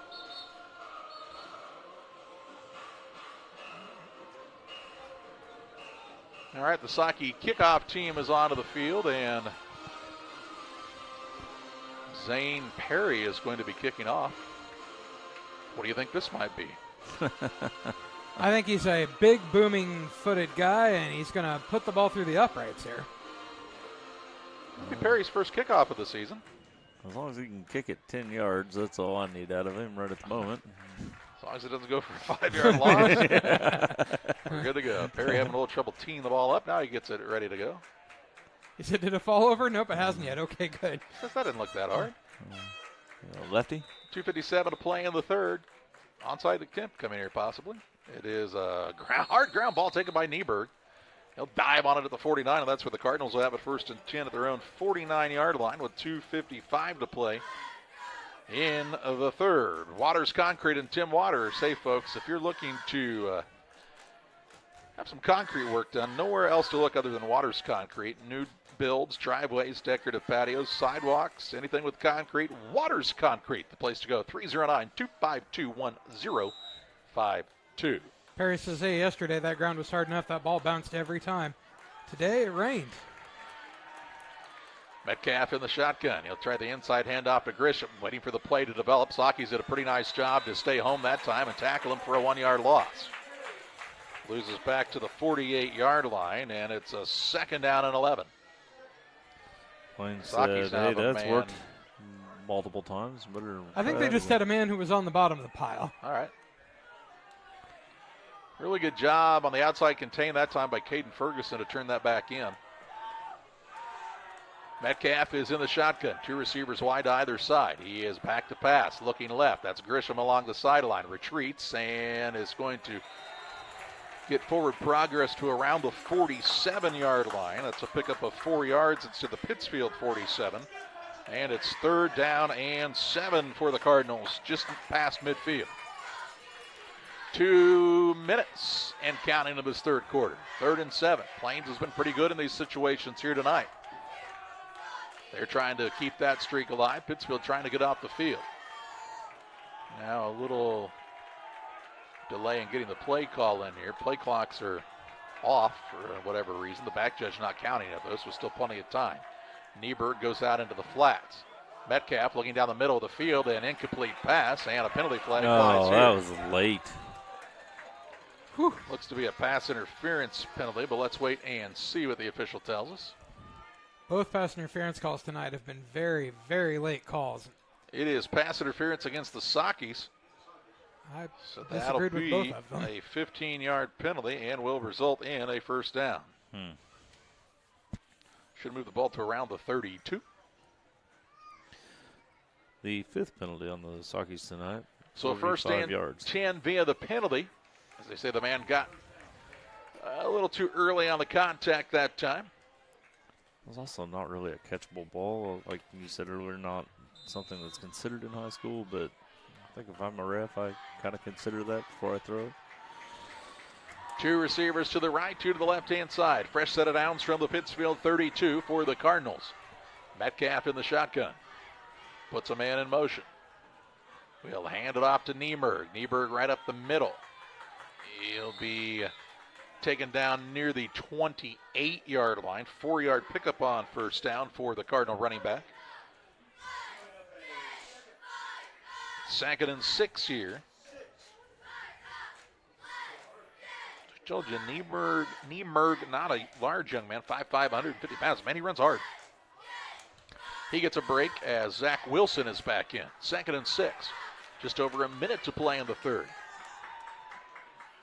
Metcalf will fake the handoff, kept it himself, and gets tackled in the backfield for a big loss. That's Jaden Moore again on the tackle for loss for the Sockies, back around the 32-yard line.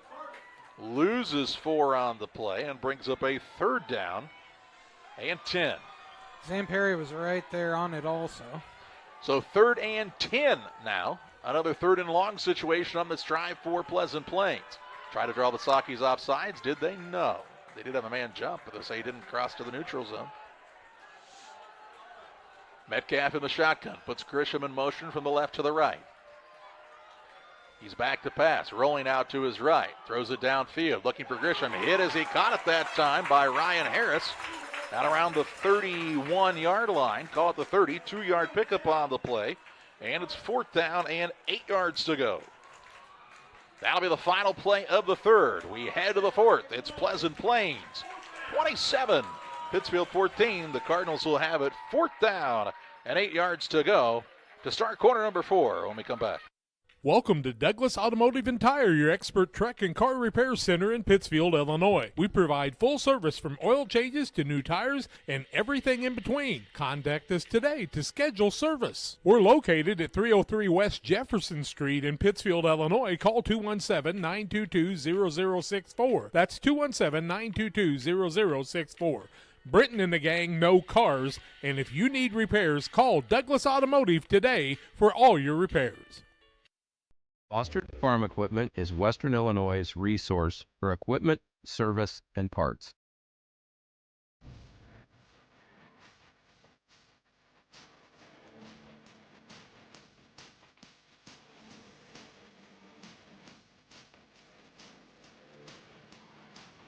Check out our large selection of used equipment online or stop by our dealership in Camp Point, Illinois on Route 24, just east of Quincy.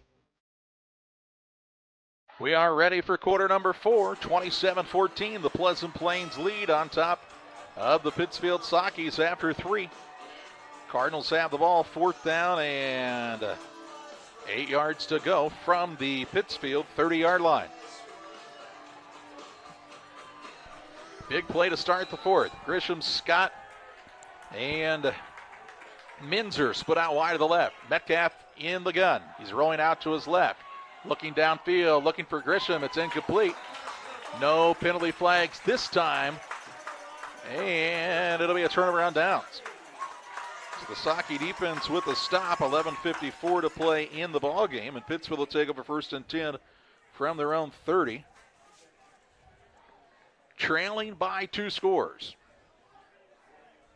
Cardinals wanted to hold against the defensive back. Did not get the flag that time around. And Pittsfield takes over on downs. They'll have Cody Anderson back in as the signal caller. Trips right. Single receiver to the left-hand side is I think Dom Cooper. Nope, that's Jonas Anderson. Cody Anderson takes the snap. He'll hand it off to Otker. Left the middle. Very short gain to the 31-yard line. A gain of a yard, 2nd and 9. Otker's 9th rush on the night for 30 yards. Still time left in this game, but the Socky offense has not been a quick scoring one here tonight. Anderson in the shotgun. Same formation. He will hand it off again to Otker, looking to get outside. A little stutter step, cuts back. Still on his feet, 1st down and more. Rushes up to the 44-yard line for a 1st and 10 on the 13-yard run by the senior Otker. 1st and 10. Fresh set of downs from their own 44. They've checked Graham back into the backfield. He is deep in the backfield. Referee's in a hurry to get home. He says run the clock. Chains aren't set, but run the clock. Well, the box was there. Graham is about 8 yards deep. Trips left. They'll keep it with Taylor Graham with a blocker out in front. Penalty flag flies. Graham gets across midfield. There's a penalty flag that flies at the end here. And these could be offsetting penalties. Holding going to be the call in the backfield. And then face mask out into the run. Could be a face mask. That would be offsetting. It would be a redo. Let's wait and see. Personal foul face mask. They're talking about it here. We've got a hold against the Sockies. Then we've got a personal foul blow to the head against the Cardinals. It'll be offsetting. Oh, yeah, but I say that doesn't. You don't get the play. No, you don't get the play. Then I mean, it makes sense if they're offsetting. You just get the play, but no, you don't. It's just first down again where it started. From the 44. 1st and 10. Anderson back of the backfield now. Graham has moved to the slot on the left side of the formation. Top of your screen. Dalton Barnes yells out the play call for his squad. Cody Anderson takes the snap. Hands it off to Otker. Otker met with resistance almost immediately at the line of scrimmage. Gets it to the 45, gains a yard.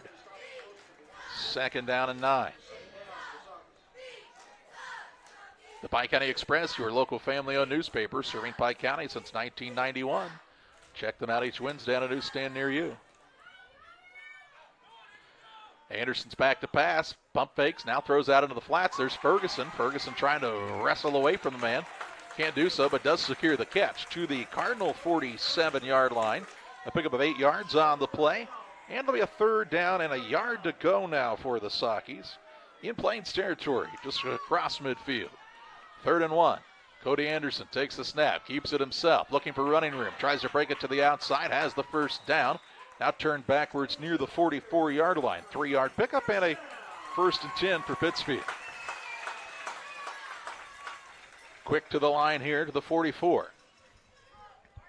Ferguson and Graham to the right side of the formation. Jonas Anderson out to the left. Cody Anderson, no relation, right of the big Socky head at midfield. Gives it off to Otker. Otker with a head of steam here. Going to be wrestled down to the 38-yard line. 6-yard pickup on the play. Running hard is Otker. 2nd and 4 for the Sockies. Pretty good block there from Cody Anderson. There's an unblocked man coming around the corner, and Cody just kind of stepped up and took that hit. He's not afraid of contact, is Cody Anderson, the sophomore. A lot of time he's the ones initiating contact. Yes, yeah. Gave Ocker just the time he needed to kind of go there. Here's the jet sweep to Graham. Graham trying to turn it upfield. Nada. Gonna gain a yard to the 37. And it's 3rd and 3. I think he got hit by about 6 Cardinals there, and not a one of them brought him down. Just stop. 3rd down and a long 3 here with 9 minutes and counting in this 4th quarter. 4-down territory for the Sockies.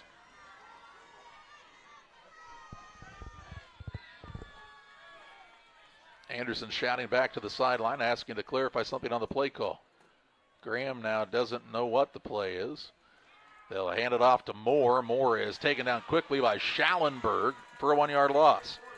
Pretty good tackle there. Schallenberg with a solo tackle. And it brings up a 4th down and 4 now. And a big play here from the 38-yard line.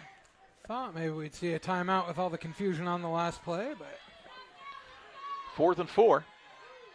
2 receivers right, 2 to the left-hand side. Anderson moves more to the left in the backfield. Back to pass, has pressure right in his face, trying to get free. Ball is loose, and it's a fumble. And the Cardinals have recovered. Recovering it is Lucas Schwartz right near midfield at the at the Plains 49-yard line. Loses 11 on the fumble, did the Sockies, and they turn it over for the 2nd time tonight, this time at the 8:05 mark of quarter number 4. So the Cardinals take over 1st and 10 from their own 49, as we'll see the play again on the Northwestern Mutual instant replay. Sheila Davidsmeyer, the Northwestern Mutual team in Pittsfield on West Washington Street. Ball actually got knocked out of the hands by Pittsfield's own man that time, as Anderson was in the grasp of the defender. 1st and 10 for Pleasant Plains. Metcalf is in the shotgun. He hands it off to Niemerg, looking for running room on the left side. Patient back there. Maybe a little too patient as Cade Perry gets to him after the short gain to the 50-yard line. A gain of a yard. 2nd down and 9. Nieberg on the carry there. Yes, sir. Ball is resting right at midfield. 7:40 to play. Plains very patient to get the play call in here, taking as much time off the clock as they can. Two receivers to the left-hand side. Metcalf in the shotgun. He takes the snap, hands it off to Wilson. Wilson breaks a tackle. Still on his feet. He's up near the first down marker. It looks like he has it. From my perspective, they'll say, nope, he's just a yard short. To the 43-yard line, 7-yard pickup on the play. And it is 3rd and 1.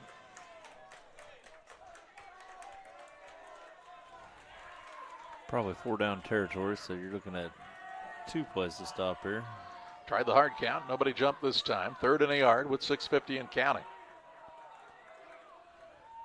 Metcalf back to pass. Looking left. Has Grisham. Grisham down in the crouch to catch it. Is hit after catching it, but not before he has the first down to the 38-yard line on a 5-yard gain and a 1st and 10 for the Cardinals. So they went to their money man when they needed to play, and Grady Grisham with the good hands once again. To the Pittsfield 38-yard line, clock moving.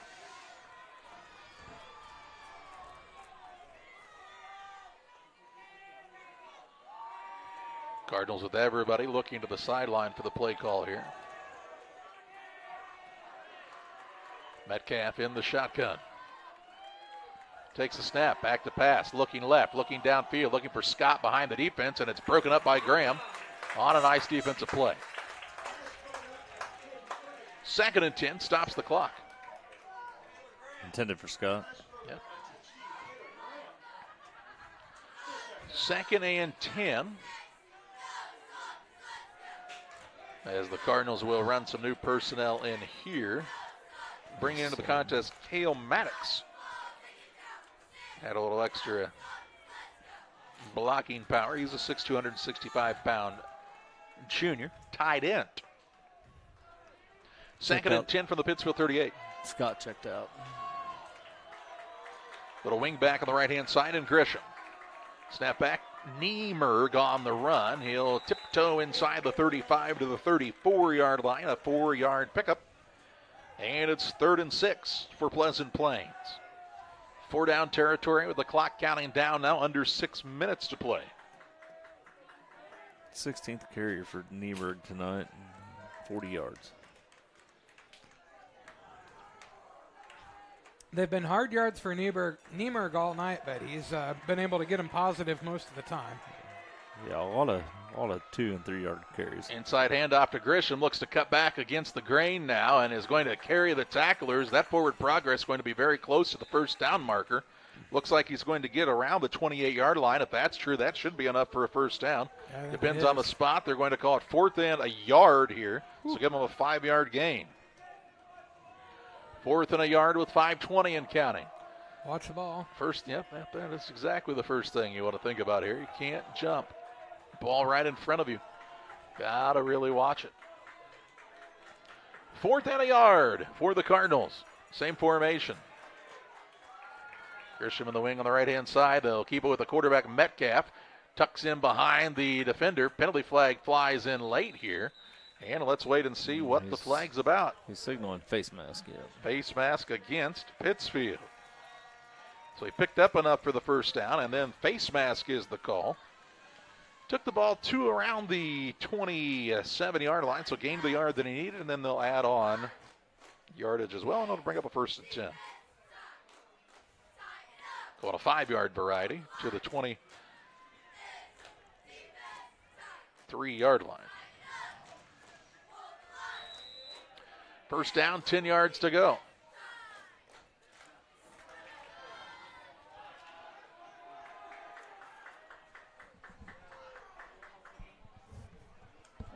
Cardinals with the clock moving and the 2-score lead. Trying to get their 4th win of the year, move to 4 and 3.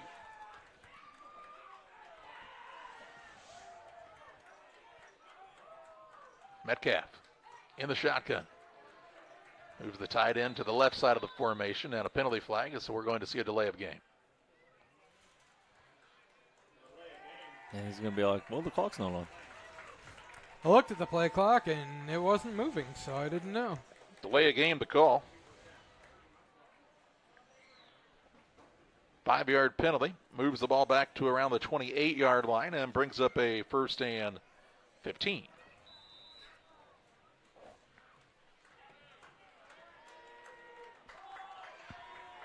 Two receivers to the left-hand side. Metcalf takes the snap, hands it off to Wilson. Wilson with a little jump cut in the backfield. Now dragged down by Moore by the shoulder pad. Up near the 21-yard line. Pick up on the play of 7 yards, call it 6 yards. And it's 2nd down and 9.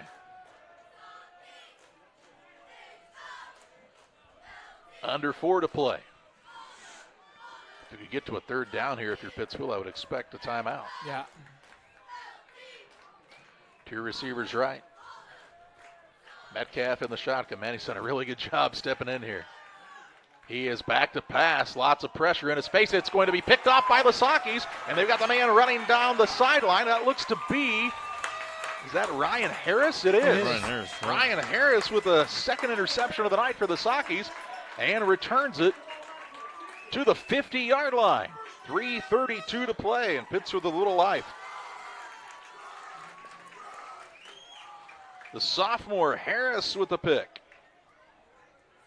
As you'll see it again on the Northwestern Mutual instant replay. Just kind of waited and able to bring it in.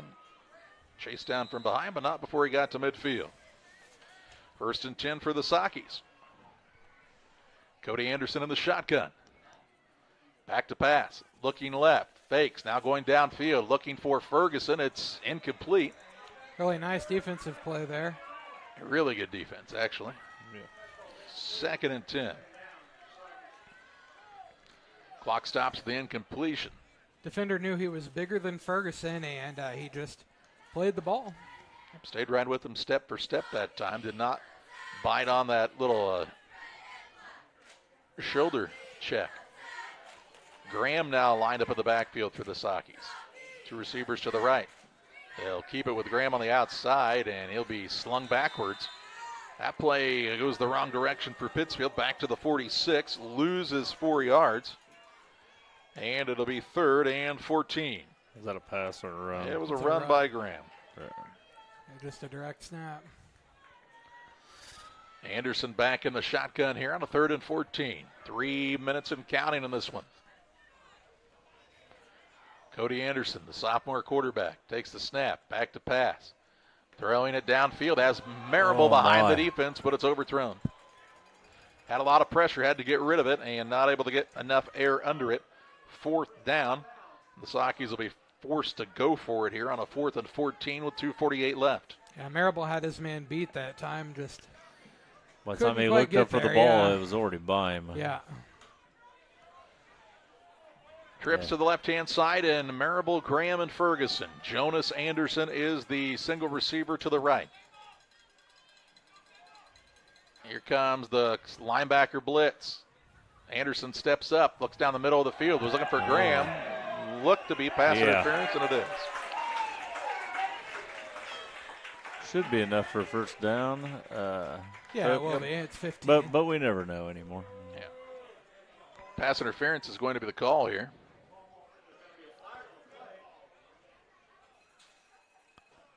Should be enough for a 1st down on the 15-yard penalty. The Sakis were 4th and 14. Yeah, they were 4th and 14. So that should move it down to the 38 or so.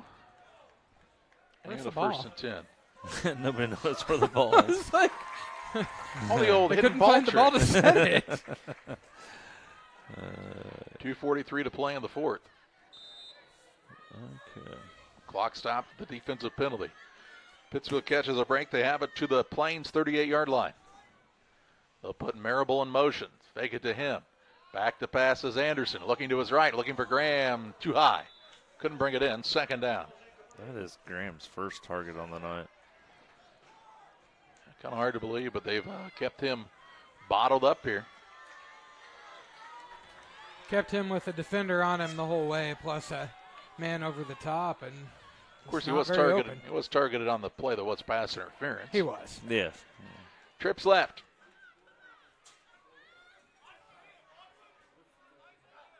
Anderson back to pass. Going to pitch it at the bounce pitch to Otker. The old bounce pass. Not exactly what they were trying to do. Gets to the 40-yard line, loses 2 on the play, and brings up a 3rd down and 12 for the Sockies. Time not their friend. Clock ticking down with 2:17 to play. 3rd and 12 at a 4-down situation, of course. Got to go here. Anderson puts Graham in motion from the right to the left. Fakes it to him on the jet. Anderson looking for running room now. Looking downfield, and he will throw it away. Penalty flag flies. He's got men downfield and everything else. Yeah. His lineman thought he was running, so they headed downfield, and yeah. Ineligible receiver downfield. Yeah, almost his entire right side of the line was downfield because they thought he was running. Is that a 5-yard?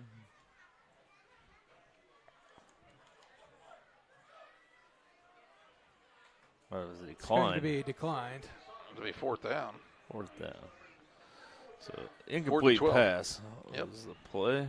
Who's that intended for? Anybody? Not really? Not really. I think he was just trying to throw it away. All right. 4th and 12 here. That's basically the game.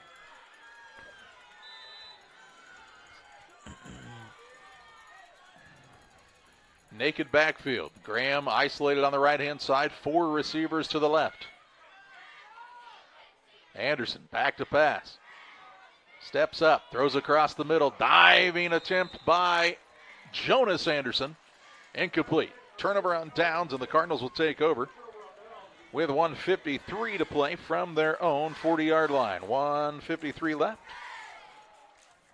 I'll give a shout out again to our friends at Bowlers Universe in Pittsfield. Open Monday through Thursday, 11 a.m. to 10 p.m. Fridays until midnight. Saturdays 4 to midnight. Always a great time with your friends at Bowlers Universe in Pittsfield. We'll have open bowling tomorrow. Take the family and enjoy the fun.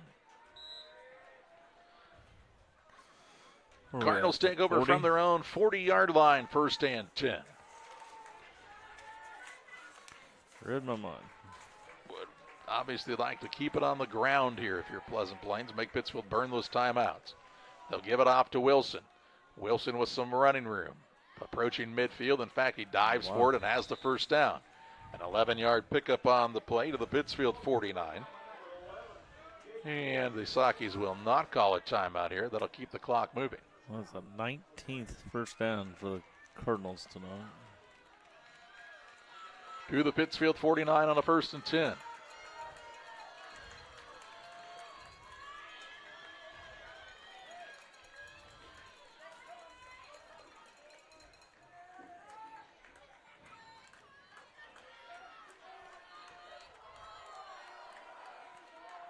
Metcalf calls the line set, takes a snap, hands it off to Wilson. Breaks a tackle in the backfield, now met at the line of scrimmage, taken down. No gain on the play. To the 49, and now Pittsfield will call a timeout.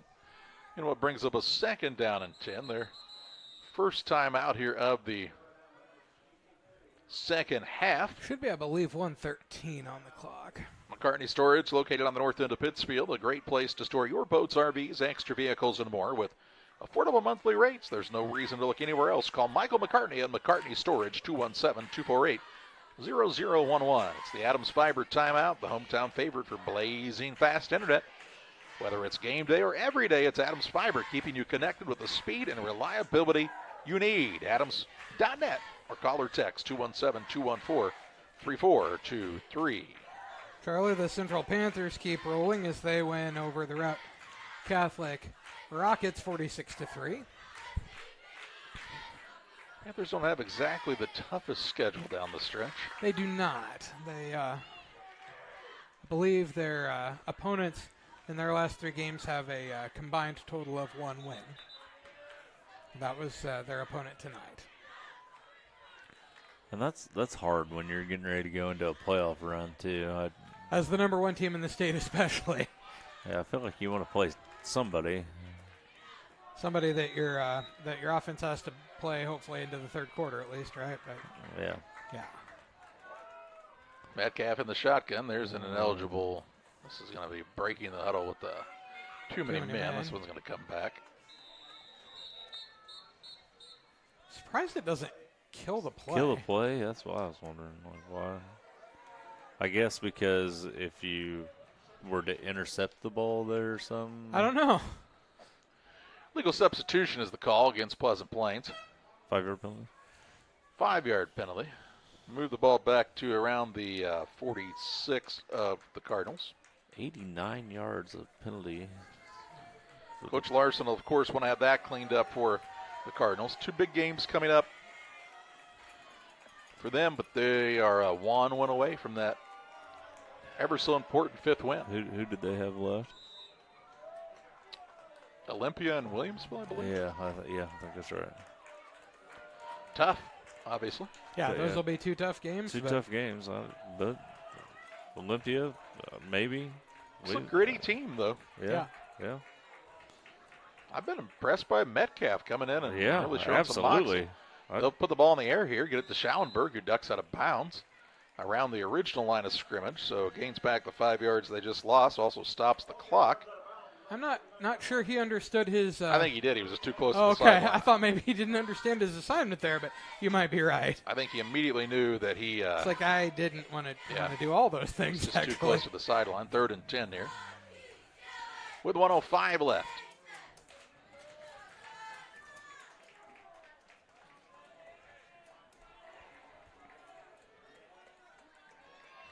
Two receivers to the left-hand side on a 3rd and 10 with the clock stopped.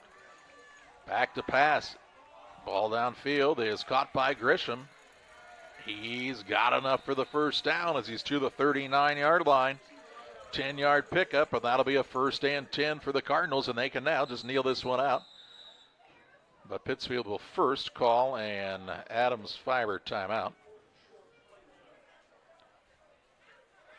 Kind of surprised to see him go to the air. Yep, I agree, but you got a guy like Grisham. You trust him to. Oh, absolutely. Charlie, they've not called that a first down yet. Oh, it goodness. sure looks like a first down. It's 4th and inches right now, according to the. Huh. I would ask for a measurement if I was Pleasant Plains coach, because. Replay assistant? 4th and inches is what we're calling it. Oh, okay. I already circled it, though.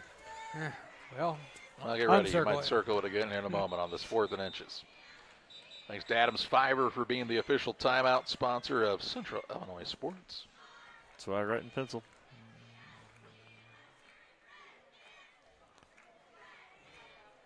4th down and inches. Yeah, I thought he had the first down pretty easily on the forward progress, but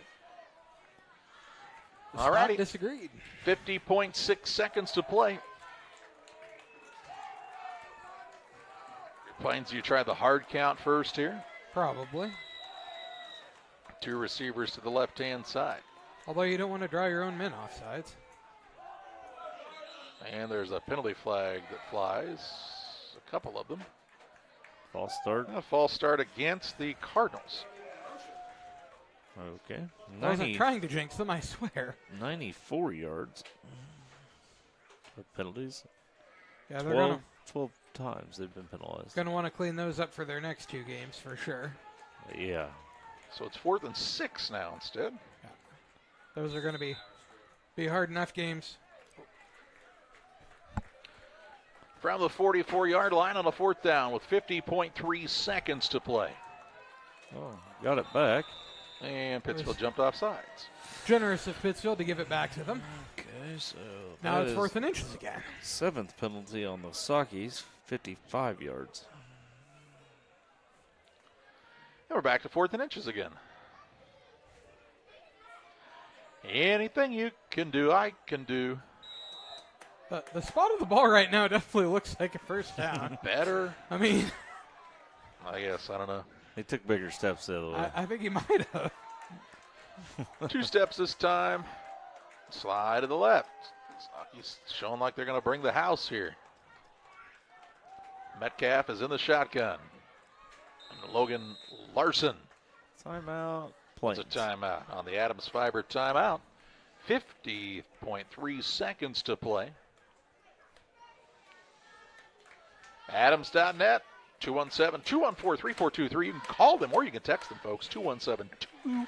217-214-3423. Great internet that doesn't buffer no matter what life throws at you. It's Adams Fiber. They're local and providing the ultimate internet experience. Man, Olympia is up 50-36 on Maroa Forsyth with 7:51 to play. Wild. After losing last week And to if New Berlin. If you predicted that, then great for you. Yeah, I don't think you did. You had that on your pick'em card, or something. I will pick you up on our way to Vegas. Right.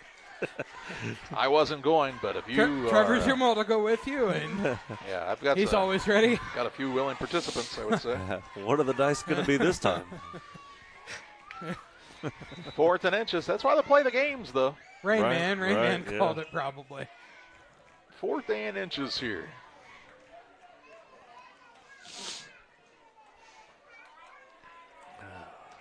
Turned out to be a really nice evening. We had a few sprinkles at the tailgate. Skies cleared up a little bit. Nice fall weather for football. All right, here come the Cardinals to the line of scrimmage on this 4th and inches. Not a penalty. Metcalf keeps it, has the first down, spins away from the defender. He's trying to break away, trying to get a score here. Now we'll just go down, and that'll do it in this one. It'll be a 1st and 10 for the Cardinals on the run to the 24-yard line. Needed inches, picked up 13. And the Cardinals can now just kneel this one out. Run the clock, run the clock, clock, clock, clock, run the clock, run the clock, run the clock, clock, clock. Cardinals going to improve to 4 and 3 on the season. They can just kneel this one out. Saki's going to drop to 0-7. They head on the road to Auburn next week. Trojans were up big against Riverton earlier. Nope. Final. Not in 3 overtimes. Final. Pleasant Plains with a victory, 27-14 over the Pittsfield Sakis. We take you to the Logan Ag postgame show where we'll have final stats. We'll name our player of the game next. At Logan Agri-Service, we understand your success starts from the ground up. That's why we've been your trusted partner in agriculture since 1962. From top quality seed and cover crops to fertilizer, crop protection chemicals, and petroleum products, we have you covered. At Logan Ag, we take pride in providing you quality products at competitive prices with service that exceeds expectations. Call us today at 1-800-LOGAN-AG or visit loganag.com. The caring and experienced professionals at Hamilton Funeral Homes are here to support you through this difficult time. We offer a range of personalized services to suit your family's wishes and requirements. You can count on us to help you plan a personal, lasting tribute to your loved one, and we'll carefully guide you through the many decisions that must be made during this challenging time. You're welcome to call us at any time of the day, any day of the week. Visit our funeral home in person or on the web at hamiltonfuneralhome.com. Call 217-593-6517. Are you as excited as we are that football season is back? Then you need to make Jersey's your one-stop destination for mouth-watering burgers, ice-cold beer, and all your local sporting events. So gather your crew and speed over to one of Jersey's 2 locations, 109 East Jefferson and Camp Point, or 115 East Main Street, Mount Sterling. Jersey's Bar and Grill, your hometown sports bar. We love beer!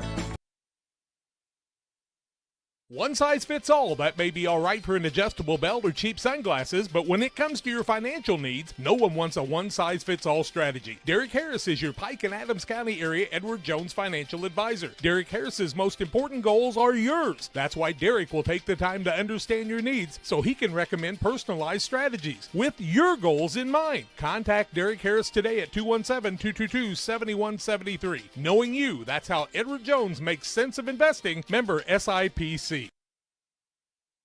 Welcome back on the Logan Agri-Service postgame show. Final score in this contest, a 27-14 win for the Pleasant Plains Cardinals over the Pittsfield Sakis. Sakis dropped to 0-7 on the year as the Cardinals improved to 4 and 3 on the season. Logan Agri-Service, our post-game sponsor here on Central Illinois Sports, with locations in Griggsville and Winchester, Illinois, and in Knox City, Wayland, Monticello, and Paris, Missouri. Call Logan Ag for all of your agricultural needs, 217-833-2375. That's 217-833-2375 for Logan Ag. Well, the Cardinals jumped out to an early lead. Pittsfield never able to get back within a score in this one and lose this one 27-14. Can tell you a couple of other finals. Camp Point Central wins their contest, as John told you, by a running clock. Riverton comes back to defeat Auburn 36-33.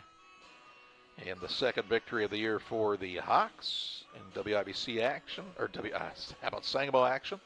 Can also tell you that Stanford Olympia is still leading Morel Forsyth late in that contest. Justin Porter's got to look at some final stats for you here on the Logan Ag postgame show. Start with Pleasant Plain Cardinals. They had 20 first downs on the night. Ended up with 207 yards rushing on 46 carries. Xander Smith, number 4, starting quarterback, went out injured, had 10 carries for 39 yards. Carson Niemerg, number 44, had 16 carries for 40 yards. Grady Grisham, number 2, had 6 carries for 61 yards. Number 24, Zachary Wilson, had 7 carries for 45 yards. Nolan Scott had 1 carry for 6 yards, and Owen Metcalf, the backup quarterback, had 6 carries for 16 yards. On the passing side of things, Metcalf and Smith combined for 169 yards, had 24 attempts and 18 receptions. Leading receivers were Grady Grisham with 10 targets for 58 yards. Nolan Scott, 9 targets for 63 yards. Griffin Schallenberg, number 8, was targeted twice for 20 yards, and Carson Niemerg had 2 targets for 28 yards. They were penalized 12 times for 94 yards and had 2 turnovers, both interceptions, both thrown by Metcalf. Pittsfield Sockies had 9 first downs on the night, had 102 yards on 33 carries, led by Jake Ocker, who had 13 carries for 48 yards, and Cody Anderson, who had 10 carries for 33 yards.